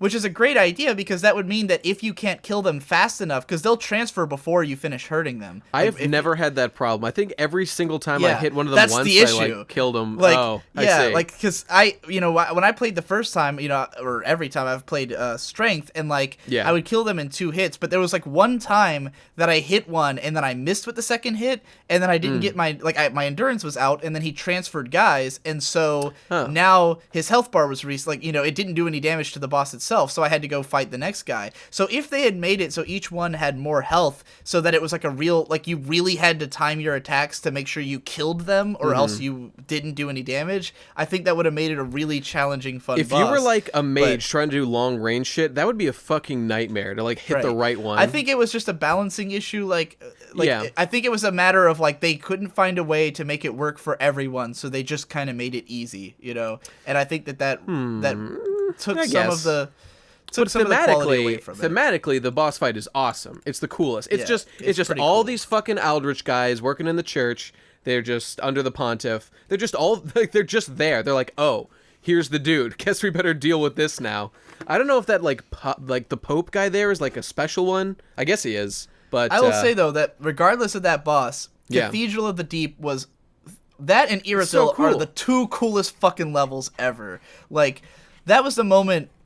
Because when I was playing this game, it was like, at first, the first couple levels, I was just kind of like, yeah, all right, this is, it's Souls, it's cool, I'm killing guys, this is fun. Like, I like how in the first level on the wall, like, you can just avoid a lot of the big enemies, like, the really tough ones, you can kind of solid snake around them, or you can fight them if you want, like, the challenge, Yeah. But, like, you get to the Undead Settlement, and I think that's probably, like, my least favorite area the first time, but now that I'm starting to, like, see all the lore that's there, I'm really interested in it. Like, I want to know why they all are like tree people, because like you gradually realize like everyone has like tree parts on them and stuff. Something to do with the world just going to shit. Turn people into trees. Who knows? And then there's the giant tree boss who, like, if you kill him, then you can't join the Mound Makers. So like it's clearly like I think everyone in that town is part of this like tree covenant or something. But yeah, I don't know. It's really interesting, but I don't know much about it. But these lore videos, guys. Yeah, I need them too. But you were saying, sorry, I was just gonna say that before you said that like Irithyll and Cathedral of the Deep were like the moments you really liked it. I think that that moment where I forget when you beat the Pontiff, no, not the Pontiff, whatever. When you beat someone and you walk out on that ledge and you see Irithyll for the first time, that's the equivalent of like the Anor Londo reveal from Dark Souls 1. Is. And if you want an example of seeing this, go watch The Blue Glow. I forget which episode it is, but see Endless Jess marvel at the majesty of Dark Souls 3. The best part about that is that he was so pissed off at the boss, and he's literally going, "This is the worst fucking game ever." And then he comes out and sees that, and he goes, "Like I'm crying." It's that like, old bait and switch, right? But yeah, for me it was like I got to the crucifixion, but it's harder to be Sean. It's my favorite song of all time. When I got to the Crucifixion Woods, that was when I was first like, all right, I'm into it. Because, like, the way that the water looks there and everything is just fucking beautiful. I love the swamp. I loved the entire swamp. And then, like, because I did the swamp first. I beat the Abyss Watchers. I beat the Catacombs. And then I saw Irithyll, and I was like, that looks fucking incredible, but I couldn't get in because I didn't have the doll. Yeah, me so then too. I go back to the Cathedral of the Deep, like, I find it, and I'm like, what the fuck? The fucking graveyard with all the skeleton people who just keep respawning forever. Yeah. And you're just like, oh, man, this is fucking cool. It's like the spooky, scary skeletons place. And, like, I love, this is the thing that makes this game compete with Bloodborne for being my favorite of the series, because like on the one hand, dude, I'm really into gothic horror and or gothic architecture and stuff, and and Lovecraftian stuff. Like that's like my aesthetic, man. Like Bloodborne feels like it was made for me, but my biggest problem with that game is that almost all of it's at night. And so every level just feels like the same dark, oppressive atmosphere, and it doesn't, like, it takes so long before you get to a level that, like, really feels different and really pops out at you. That is and true. You're like, that whoa. is true. You know, like I would say Nightmare Frontier, because that's, like, the first level that's, like, totally daylight and looks really different, and you're like, oh, all right. And then in this game, almost all of it's during the daytime. Like, the only really dark areas are, like, the catacombs and and the place, the jail and the place below the jail, where you fight Yorm. Like, the prison, the fucking, the dungeon thing or whatever. Yeah. Like even Irithyll, even though it's set at night, it's so beautiful and like shining out of the darkness and stuff. It's amazing. It's a marvel. It's a marvel of level. Yeah. And I don't actually think it's like the most brilliantly designed level in a flow progression play, but it looks amazing. I think the level design is obviously based on Anor Londo, where it's supposed to be this huge skill check. It's all big enemies now. Yeah. They're all a lot harder. You're fighting them in like smaller. Like it's just like you fight a bunch of groups of big enemies, and but they're even cooler because like in Anor Londo it's just like giant knight statues that you had to fight a lot of, and this is like these fucking crazy dancer people. You get the sense that there's like a culture to Irithyll. Yeah, you're getting like because all the fucking Boreal guys with their icy swords and their fucking spin moves all the time. It's really there's a real when you meet one of those guys, it's one of these dudes. It's great. Yeah. I really feel like there's a culture here that I'm not really sure I've seen in another like civilization. Before this. And the way that when you're walking through town, there's like the ghosts like people who I don't even know what the fuck those are, but I love them. Yeah. They're the coolest thing ever. Everything about Irithyll makes my dick rock hard. And then when you go down into like when you just go under it, like you go down into the sewer area and you're just in this huge open lake, and it's like because the whole level up to that point is fairly linear, it's like guiding you through a bunch of like tough encounters, but then you go down and you're like exploring this whole other side and these of the disgusting location, fucking hideous mosquito monsters down there. Jesus Christ. And then you emerge back into the thing, and who's sitting there with some hot Estus stew waiting for you? Siegward is my fucking nigga. Jesus Christ, he's the coolest guy ever. Did you know that every time in that game that you find a pot of Estus stew or whatever, Siegward made it?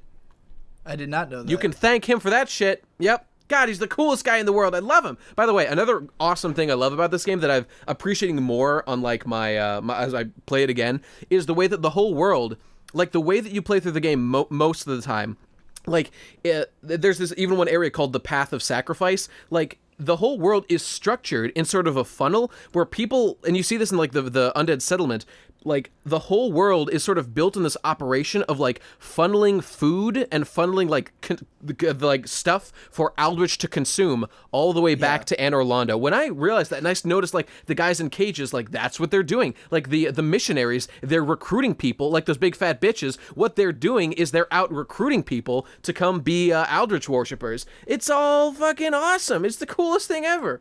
Man, I love it.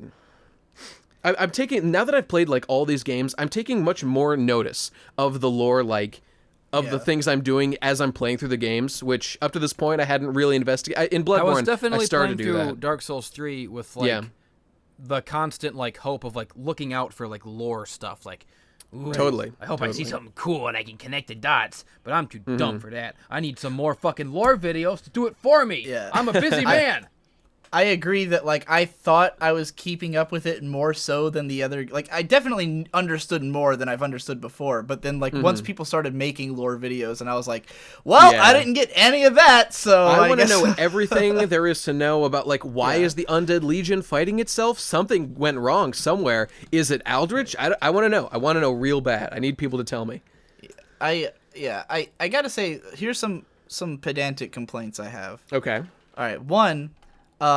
why do NPCs teleport to the place after you like save them? Like, because there's that moment when you Homeward Bone, I'm gonna say. Well, there's that moment when you save Grey Rat from a cell, and you like talk to him, and then he's like, "I'm gonna join your team," and then he just like whoosh away, and I'm like, well, if he could do that, why was he sitting in a cell? Okay, you know? I'm gonna tell you right now what it is there, because there seemed to be some implication that like. There's some magic going on when you take people into your service as an unkindled. There's something magical going on with that. I'm completely gonna go crazy here because it sounds like there's some weird connection between you and the firekeeper lady or whatever. I'm gonna say there's magic going on there because like that dude who you meet on the bridge, who's like, oh, I've been looking for someone to serve. I've been looking for like a master, a Lord of Cinder, whatever. It's amazing to be in your presence. I'm just gonna say magic. Magic's involved. You were a Lord Ascended guy. I mean, I'm willing to accept literally any explanation. Yeah, me It's too. just that, like, in Demon Souls, people came back to the Nexus, but it was always like you just kind of left in all the games. They you just figure kind it of out, left the yeah. characters behind, you know, and then eventually they made it there. And then this game, they like actively right in front of your face teleport, and I'm like, what's the deal with that? That's true. Yeah, I've been wondering about that too. And I'm then saying Magic. But then my other one, this one's a little less pedantic, I think. It's just like an issue with the pacing of the game for me, is that when you, assuming that you haven't killed the dancer early in the game, then like when you kill the last of the guys you need to kill, it just teleports you into Oh the my dancer god, I fight. cannot tell you how annoying that was, and I'll tell you exactly why. Because you usually end up killing the Yorm the Giant as the last one. Right. That's just how the game usually flows. And if you've done Sigurd's storyline, then like if he says a couple words to you and then you get teleported away. But I wanted to see what he fucking does after that fight, because I've heard that like he does like he dies, and I want to know if that's true. Yeah. But I don't know. And so like I have to play through the whole game again and go out of my way to not kill him last because of that issue. Right. Like, I get it. You get summoned by the bitch, but it's still annoying. And also, you have to constantly recollect your souls from that previous boss. Like, you know, if you die to the dancer, you have to make it back there and get those souls back.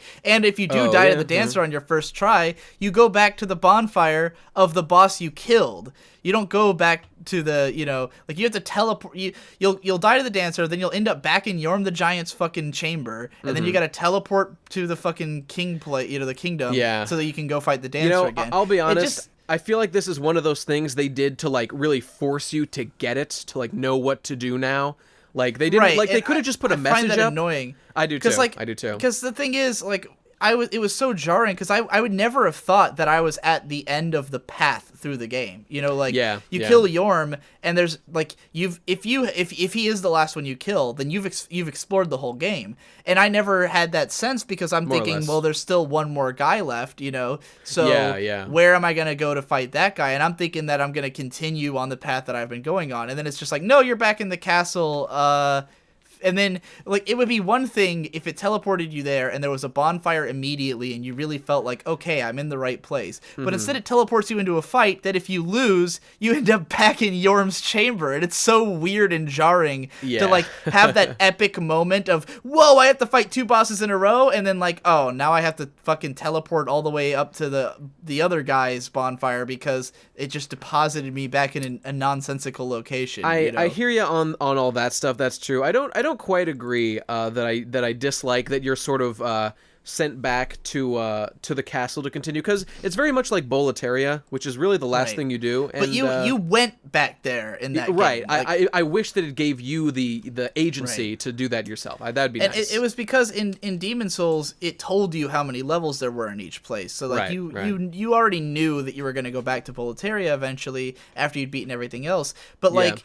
In this game, when I beat Yorm, I didn't realize he was the last guy. Like, because again, I hadn't realized that Aldrich was the blob thing, and I think I was just doing the math wrong. Because like, there's the one guy funny, who's in the like throne. Ludleth is there, and there's 4 others, and am I one? No, okay, and there's the prince. Is that 2 guys? Yeah, it's right.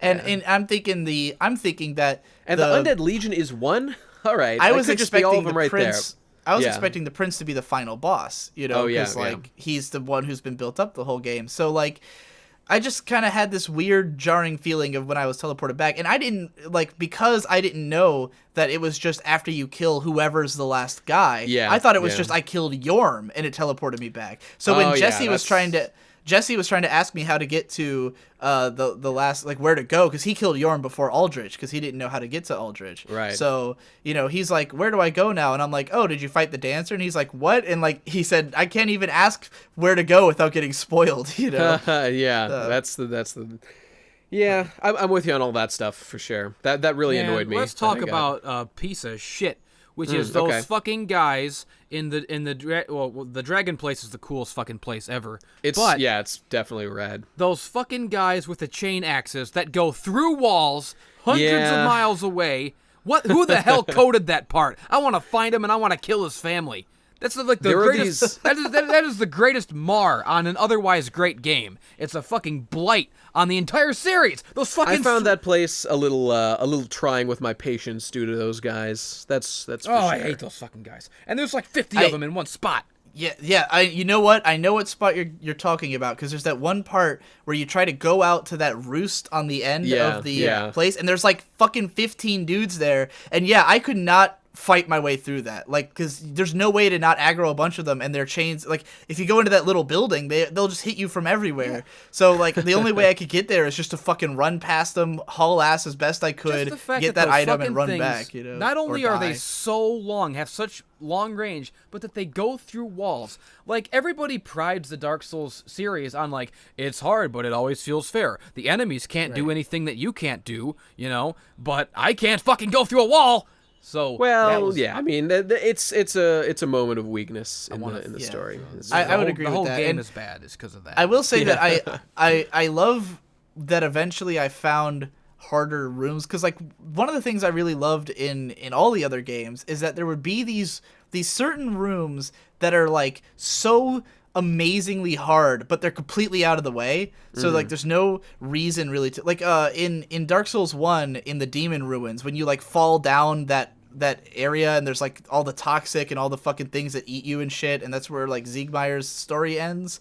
Like, oh yeah, right. Yeah, like that room is insanely hard, and there's no reason to go over there if you know about it, unless you wanted whatever items were down there, or you just wanted that challenge, And I think every game has moments like that. Like in the Bloodborne DLC, when you fucking run into that cave where there's the guy with the machine gun. Oh yeah, that guy's a fucking nightmare. There's like a fucking blood-starved beast down there, and like a million other guys, and it's like, what the fuck? Like, there's just certain there's rooms just a in each blood-starved game. beast in there. What the? I must have spent 2 hours in trying to defeat that cave. That one cave.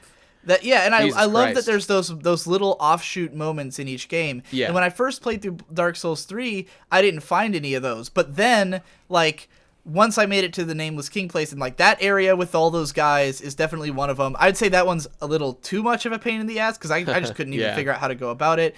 But there's one room where there's like an illusory wall where you can fight 2 of like the crocodile monster from the bridge, like, or something like that. Two really big down enemies. In the I know what you're talking about. To get a certain item or weapon or whatever. There's and a then covenant also, down there.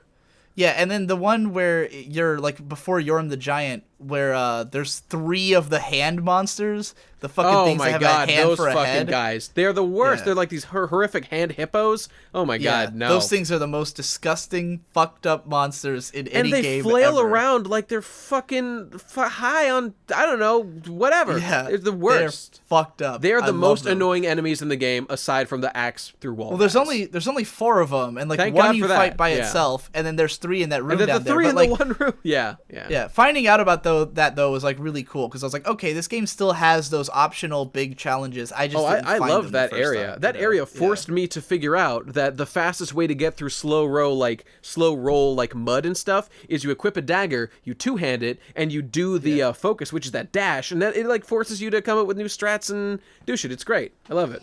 I hate all the fucking mud pits. They shouldn't be in the game. They're just a completely unnecessary, arbitrary fucking time waster. Oh, it pisses me off so much. I hate going in the mud. It makes me mad just thinking about it. Do my shit. Equip a dagger, 2-hand it, use the focus move. You'll zip through that sounds like shit. too much work. It's easy, mad just man. thinking It's about I don't it. know. It's funny because I really loved the swamp area. But like then when like Vadi kept putting up videos and he kept being like, oh, if you had to go through that fucking swamp, and I'm like, I wasn't that bothered by it. Like, the only parts you really have to go through the mud is if you want to get like a certain item. The area right before the swamp, you gotta get the items. How could you not get the items? I gotta get them. Well, I did get them all, but like I don't know. I never had a huge problem with it. I mean, you know that one spot where there's 3 of those giant like tree druid motherfuckers around a bunch of items? That was challenging. But I did get through right it. before the swamp, where you're with the crabs, and it sort of it looks like it's like directly out of the Fellowship of the Ring at the end where Boromir dies. It's like that. It's literally that place. That place is awesome, but then it goes into that fucking swamp, and you gotta walk through that slow-ass, muddy water. You gotta fight those fucking werewolves who jump on your fucking head from 50 feet away. You can't fucking dodge them. I hate those motherfuckers. You gotta those guys, There's like 50,000 basilisks all coming around you at once, gang raping you, turning you to stone. There's those fucking tree guys. I love those basilisks. So I want to take that part out of the game, and I want to package it up, and I want to put poop in that package and send that package back to Miyazaki and say, this is my poop on your level, which is also poop. I think I possibly liked the swamp because it was purple, and I just think purple areas are the coolest. Purple.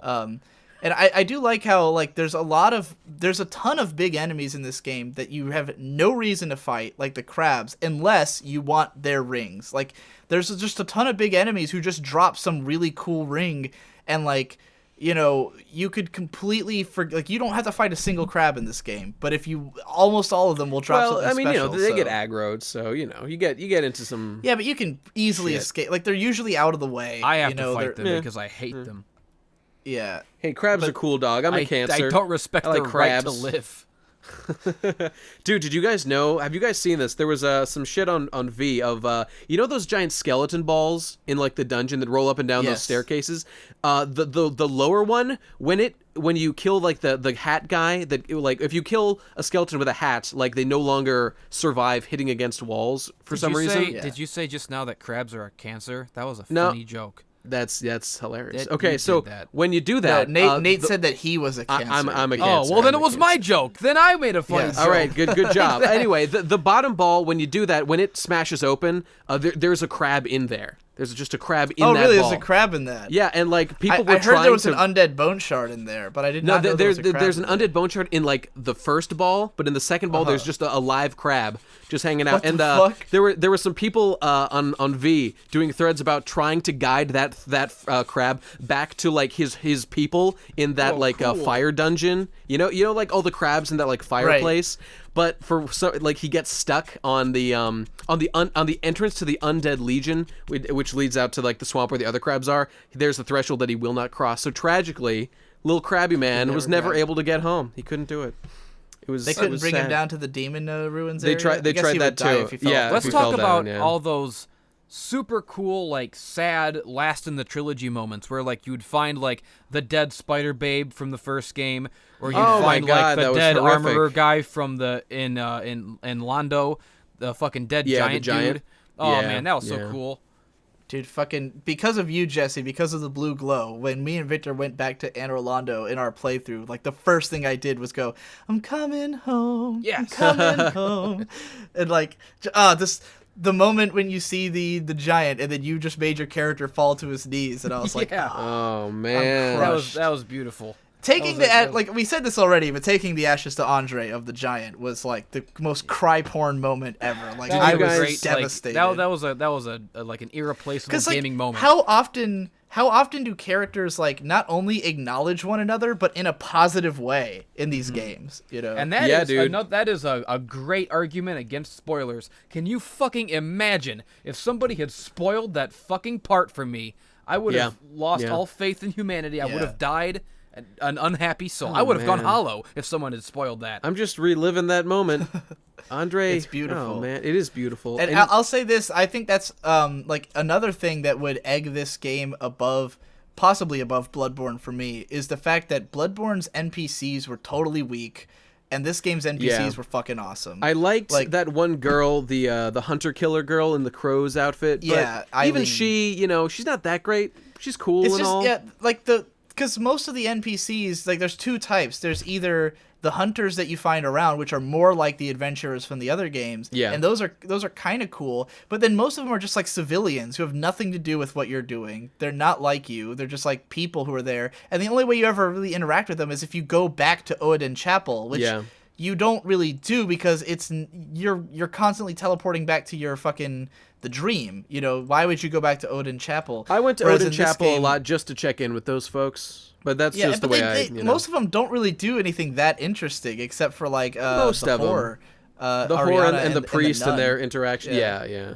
But like the old guy and the old lady don't really do anything interesting, And so it's kind of like it just felt like it was just more people going crazy, and like everyone else was already going crazy. Like I love the part with the little girl and how she'll go looking for her parents and she's fucking gets eaten by a pig monster, and it's horrific.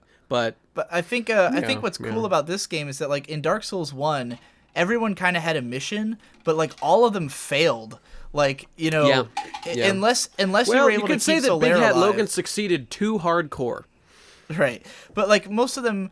actually, you know who the coolest NPC is in Bloodborne is the guy with the fucking wheel, Lugarius. Because when he fucking murders the queen. So right, dude. And that is by far the best scene in that game. Of Euphoria, as he has smashed her to fucking pieces. I was like, yeah, dude. Yeah, he's the best character, definitely. Yeah, that's by far the coolest NPC questline in that game. But in this game... I remember walking into that room. It was fucking freaky, because he puts like he's wearing that pyramid head fucking helmet out of nowhere. Yeah. He didn't wear that up till now. I think that was on purpose. Holy shit, that was spooky. But, okay, go on. But yeah, in this game, there's like a ton of characters who all have like very clear missions, and some of them succeed. Like Sigurd, if you finish his quest line, he like does what he set out to do. It's like, the best, because that was the whole tragedy of Sieg Meyer, was that he just like wanted to adventure, but he was always getting stuck because he wasn't very good, and then he goes crazy because he's so worthless. When you see Sieglund over his dead body, oh my god, right? So and then sad. in this game, you've got fucking Sigurd, and like not only does he fight like an early boss with you, but then he'll fight a fucking major boss with you, and then like finish his quest, and he's like, I've done what I set out to do, and then he fucking and there's from what I understand, the lady in I have no idea how to do her like quest line, but the lady in white who meets you in dude, I can tell you about her questline because it's fucking awesome. Doesn't she fight the final boss with you if you like? Wait, are you talking about the lady in white or the lady in black? The lady in white. Doesn't she fight the final boss? Dude, let me tell you what happens with her. So her whole deal... Right? The lady in black does. I'll tell you about that. But the lady in white, her whole deal is... I forget her name, but she was attempting to become a firekeeper, which I guess is a thing that you can do, but she wasn't good enough or something. But wait, are you talking about the blind one? Yeah, the blind one. I thought you meant I'm not talking about her. Who are you talking about then? I'm talking about the lady who just shows up in the shrine and like she's a member of like Yuria. the faith. Yeah. Wait. No, not Yuria. She's in black. That There's bitch like a lady tried to kill me because I accidentally joined the wrong covenant. Okay. Her name is Cirrus. Her name is Cirrus. Yeah, okay. Yes. Her deal is just that she's just a Dark Moon Covenant dude trying to kill a certain dude, and as you go along, you find out that it's her grandfather who is that the guy who lets you into the Mound Makers Covenant, that creepy guy. That's him, and that's her granddad. And like eventually, if you get summoned by her a bunch of times to like kill random dudes, and the last one is that guy. And when you kill him, she's like, "All right, I fulfilled my promise to you, granddad." So like, there's some implications that he like much earlier in the game. Yeah, but you want to give her some credit. Because he invades you in there. He invades you as a mad phantom. Well, invadings isn't like killing the real one. Like in this, you like get summoned into his world or something and kill him there. Yeah. So and then like after that, she shows back up in Firelink and is like, "Oh man, thank you, dude. I want to be your knight," and she just swears loyalty to you, and then you can summon her for shit. So does Yuria fight the final boss with you? Yuria does fight the final boss with you if you do the like marriage quest line fully. I don't know if you guys have done that, but that's also fucking awesome. I could tell you about it, but I have not done it. But I mean, I don't care. So okay, I'll tell. All right, so I don't know if Jesse's wants to know. Jesse, have you done that part yet? I haven't beaten it. I mean, Babadook Spook killed Henri, and it was very sad because she's the best girl ever. You killed her in the ceremony? Yeah, he stabbed her in the face. Oh, yeah. Okay, the ceremony is like the most important part of the whole thing. After that, it's basically you just are getting the ending. Like, you fulfilled the criteria. You just got to get to the end there. But, okay, since you already know, I'll just tell the people. So, like, there's this girl... when you meet Yol, this guy who will give you those 5 free levels, he gives you this like new like super dark sign or whatever that's like a pit of blackness that's like in addition to the normal dark sign on an undead that never goes away. And yeah, the Babadook Spook's got that shit. And so like you don't have like enough of them, so Henri, she has you do like this wedding ceremony. So she like kidnaps Henri, does this creepy ritual where you stab her in the face and you like get 3 additional of these like dark emblems from him. And then at the end you just have the ability to steal the fire from the fucking... I can't remember what I was fucking saying. You steal, you take the fire from the kiln of the first flame and you get like this ending where you've like stolen the power of the first flame or something. I don't know. It's good. You should go do it. Everybody, I can tell your mind is falling apart trying to talk completely, over Jesse making that. Whatever. Just go play the game. It's fun. All right. Go do all the quest lines. My full name is Yule. But hey, since we're talking about this anyway, and I was gonna say the fact that that blind lady was a failed fire keeper, and if you buy all the spells from her, if you like fulfill her purpose, she then like, I don't know how, but she somehow like becomes a full-fledged fire keeper and can perform level ups on you like a fire keeper. Wait, yeah, what? dude, yeah. What? That's right. She becomes a fire keeper. Shit! It's the coolest thing that ever happened. She fulfills her fucking dream.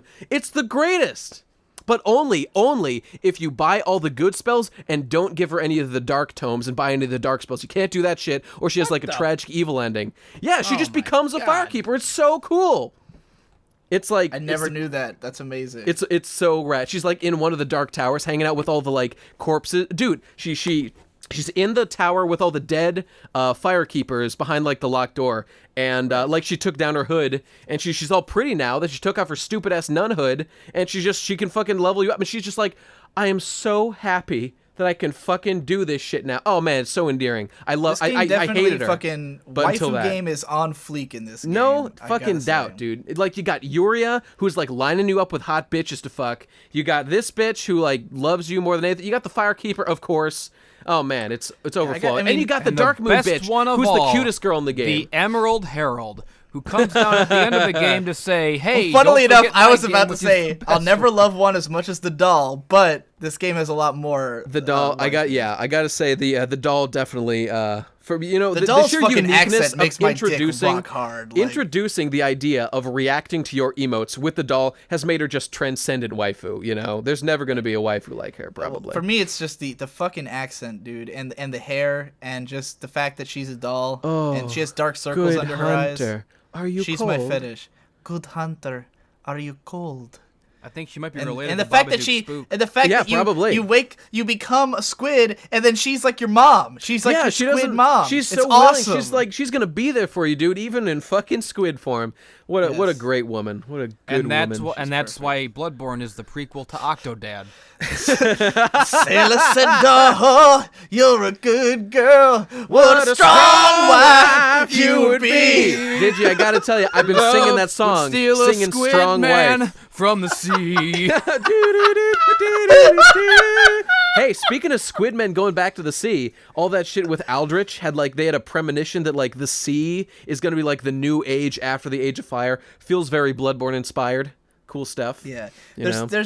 I thought it was interesting that like this game, because it has references to Demon Souls, but then like in terms of Bloodborne, it's like almost exclusively mechanical references. Like there's no overt.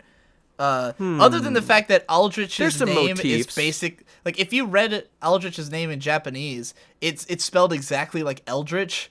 So, Oh, really? Like, it may as well just be called Eldritch. He's pretty clearly a an Eldritch horror, right? He's a mode, Which, but I mean the arena of the Soul of Cinder, I feel like is definitely an homage of sorts to Gehrman's arena, or possibly they're just like, okay, that worked, let's just do that again. You know? Yeah, I think it could easily just be that. Yeah, but it could be. I would say I don't think that having an Eldritch thing is like a reference to Bloodborne though, because all the games were Lovecraftian from the beginning. You fought fucking Cthulhu's in the first game. You sure did. Well, they're mind flayers, which are a D&D thing, but I mean, yeah, same shit.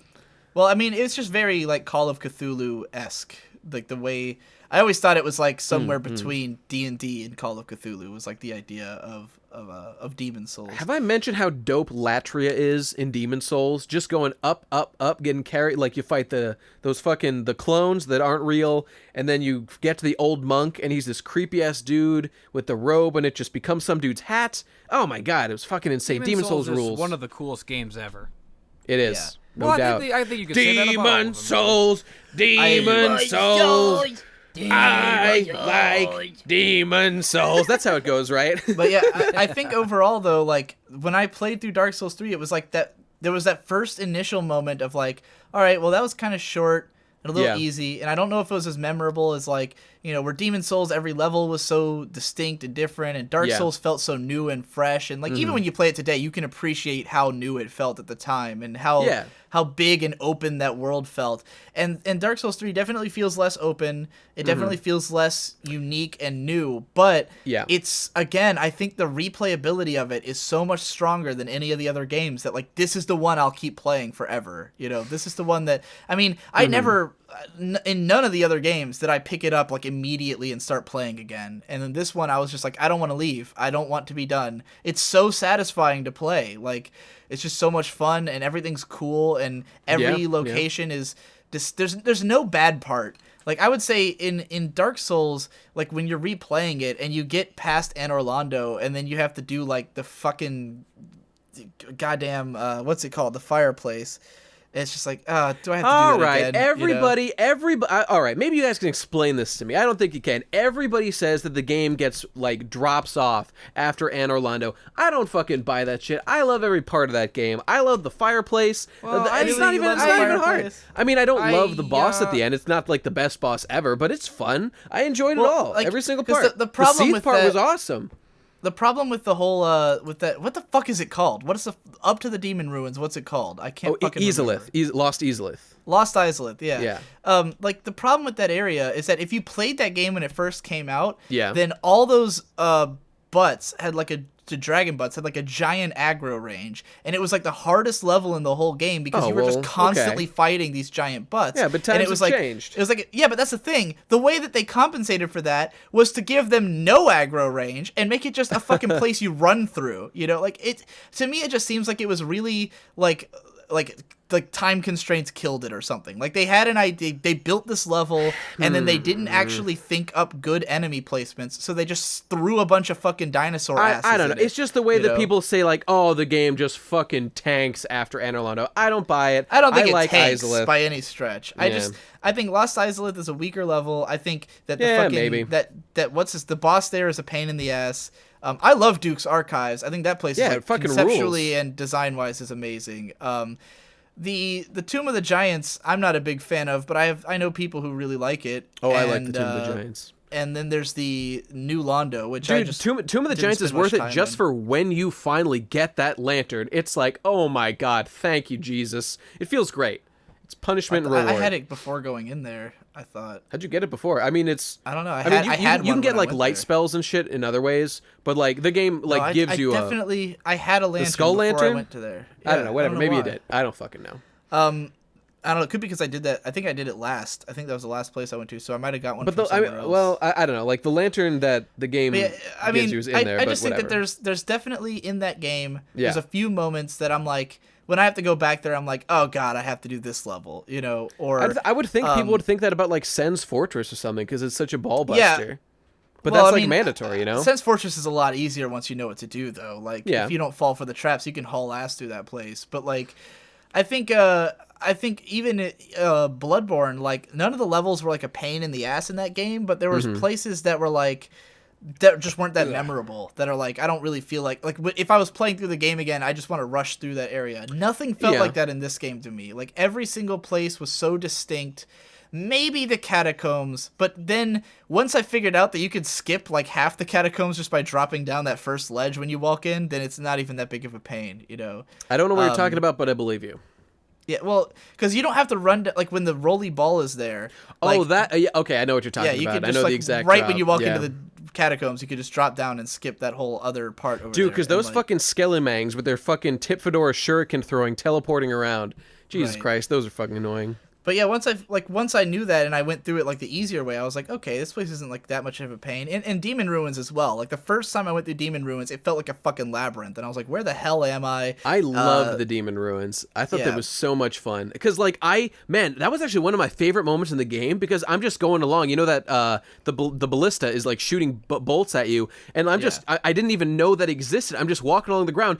One hits near me, it breaks the ground, and I fall into the Demon Ruins. And I'm like, holy shit, what the fuck? Yeah, I still haven't seen that. Like, I know that happens to a lot of people, but I've never seen it. It just happened to me, and it was so awesome. Oh, man, it was rad. What happened? You went through the floor? Dude, dude. If you're running around in the lake, like, there's one spot where if the ballista shoots the ground there, the ground just falls out from under you and you fall into the Demon Ruin. I knew about the lake, but I had no idea that was there. It blew my mind. And then, like, down there's so much cool shit, like the spider ladies down there and stuff. Oh, it ruled. What a fucking cool game. 10 out of 10. Yeah, 10 out of 10. Give it 10 out of 10. 10 out of 10. Yeah. Possibly my favorite game of all time. It's in the running. Ooh, you know, my top 4 are, you know, Bloodborne, Dark Souls 3, Dark Souls, and Demon Souls. So it's in the running with those, with that top 4, Hey, maybe we should wrap up, but before we do, let's just say our favorite build weapons. I'm an Undead Legion boy for life with my broadsword and my Shield of Want. It's the best. I haven't fucked around with the weapons a whole lot yet, but the one that I've been using ever since finishing the game was the one that the fucking I'll know. The, Is it the the suit icy of sword? armor uses the lightning axe, the giant stone axe that the Dragon Slayer axe or whatever. Yeah. That's the one I've been using. That's a pussy fucker. It's slightly weaker than the weapon, like the great. I just had a great axe for most of the game, and then like on New Game Plus, I started using that one. It's ever so slightly weaker, but it does lightning damage, which a lot of enemies are surprisingly weak to. So like, especially that made the Osiris fight fucking awesome because he's a dragon. So I'm like, oh yeah. So I go in there and I just start spamming my weapon art on him, and I was like, fuck yeah, fuck you, Osiris. What the fuck is that guy's deal? He's like got a baby. Dude, that is the. Do you realize that is going on? You know that he is the king, right? He is King Lothric. He's King Lothric. What? Because there's certain item descriptions that say that King Lothric at some point went insane and started trying to become a dragon. Oh, and shit. He was studying Seath's like all of his knowledge. I missed all of that. Yeah, that's why the brothers are in charge now, the princes, because the king fucking went down and went insane, and somehow, I have no idea how, transformed into a dragon. So I have no idea what the fuck Ocelot is. Yeah, it's like that's why he's a the baby. king. Or, like you can hear a cry, so like it's maybe real. What? That is the most, out of all the lore I want to know. Please, anyone who makes lore videos, please fucking explain Osiris and Ocelot. That is by far the most curious I am about anything in this game. I want to know everything about him. He's so fucking cool. His voice is, all the voice acting in this game is top notch. He should have been, King Osiris should have been like, you're pretty good, right? The guy who fucking... You're pretty good. The guy who gives you the... Crap! The guy who gives you the 5 level ups sounds like fucking Jafar. He's got the coolest fucking voice. I love it. All the voices are amazing. It is I, you cowards don't even smoke crack. It's my legal name. Jesse, what is your what weapon do you like? Well, in if this you game? saw my award-winning Let's Play I saw series, several. For most of the game, I was the hot maiden endless Jess, a beautiful herald babe from the other side of fucking Funville, and I was fucking I was hot. I was the Christian Slayer. Yeah, that's right. I was this hot fiery redhead from the Emerald Isles, a Christian Slayer. Taking it back for St. Patty. I was driving the fucking snakes out of... Drive the snakes out of this bitch. Yeah. I was wearing that black gown from Uria because I killed her. Oh, yep. Because she tried to make me ugly, so I had to fucking fix that, and then I killed her. That wasn't in the playthrough. I do not remember that that wasn't recorded, but yeah, that happened. And then I was wearing that, and I was wearing my fucking cool-ass crown that I got from the fucking Skellyman King. And as I recall, you had an icy sword, but were too hot to use it. That's true. And, I had an icy sword and a fire katana. But I was pissed off because my fire katana did not look like a fire katana, and so it did not match my icy sword, so I was mad for you gotta use some fucking, some of that, what is it? Paper But stuff. eventually, I killed more bosses. I got stronger. I leveled up. I became a true babe hero, and a true champion. I was walking around in my fucking Artorias armor with my fucking dancer helmet with the fucking scarf that flows behind you. It looks so cool. And my fucking dancer swords. So I finally had a fucking icy sword and a fire sword, a magic sword and a fire sword. But I was fucking spinning around. I was killing everyone, and that's it. That's all I got to say. By the way, about one quick thing about lore, just people need to figure this shit out. Is the dancer like a princess of Lothric that was like captured and turned by the pontiff into like a horrible abomination? I heard that somewhere. Anyone know anything about this? No? I've never heard about this. Okay, never mind. We'll make a lore video about somebody. I want to know about the dancer. Yes. Okay, we need all the lore, goddammit. We need it all. I think there was a great noble wizard who was so in love with his favorite burlesque dancer that he said, "You need to be a giant woman." All he wanted to see was all a I giant wanted woman. to is see you turn into a giant woman. She danced too hot, so he said, "Chill." All right, everybody. That's it for this this Dark Souls 3 podcast. I hope you enjoyed. Everybody say goodbye. Goodbye. Dark Souls 2 is the worst game ever. Dark Souls is the best game ever. Don't think you can fucking them all. I'll never stop talking. This podcast will never end. I'll keep talking forever because I'll never let him get the last word in. Dark Souls 2 is a good game. I'm editing this. And fuck you. I'm taking out all of your lines. I like Salt and Sanctuary. Well, now I have to leave all that in. Yeah.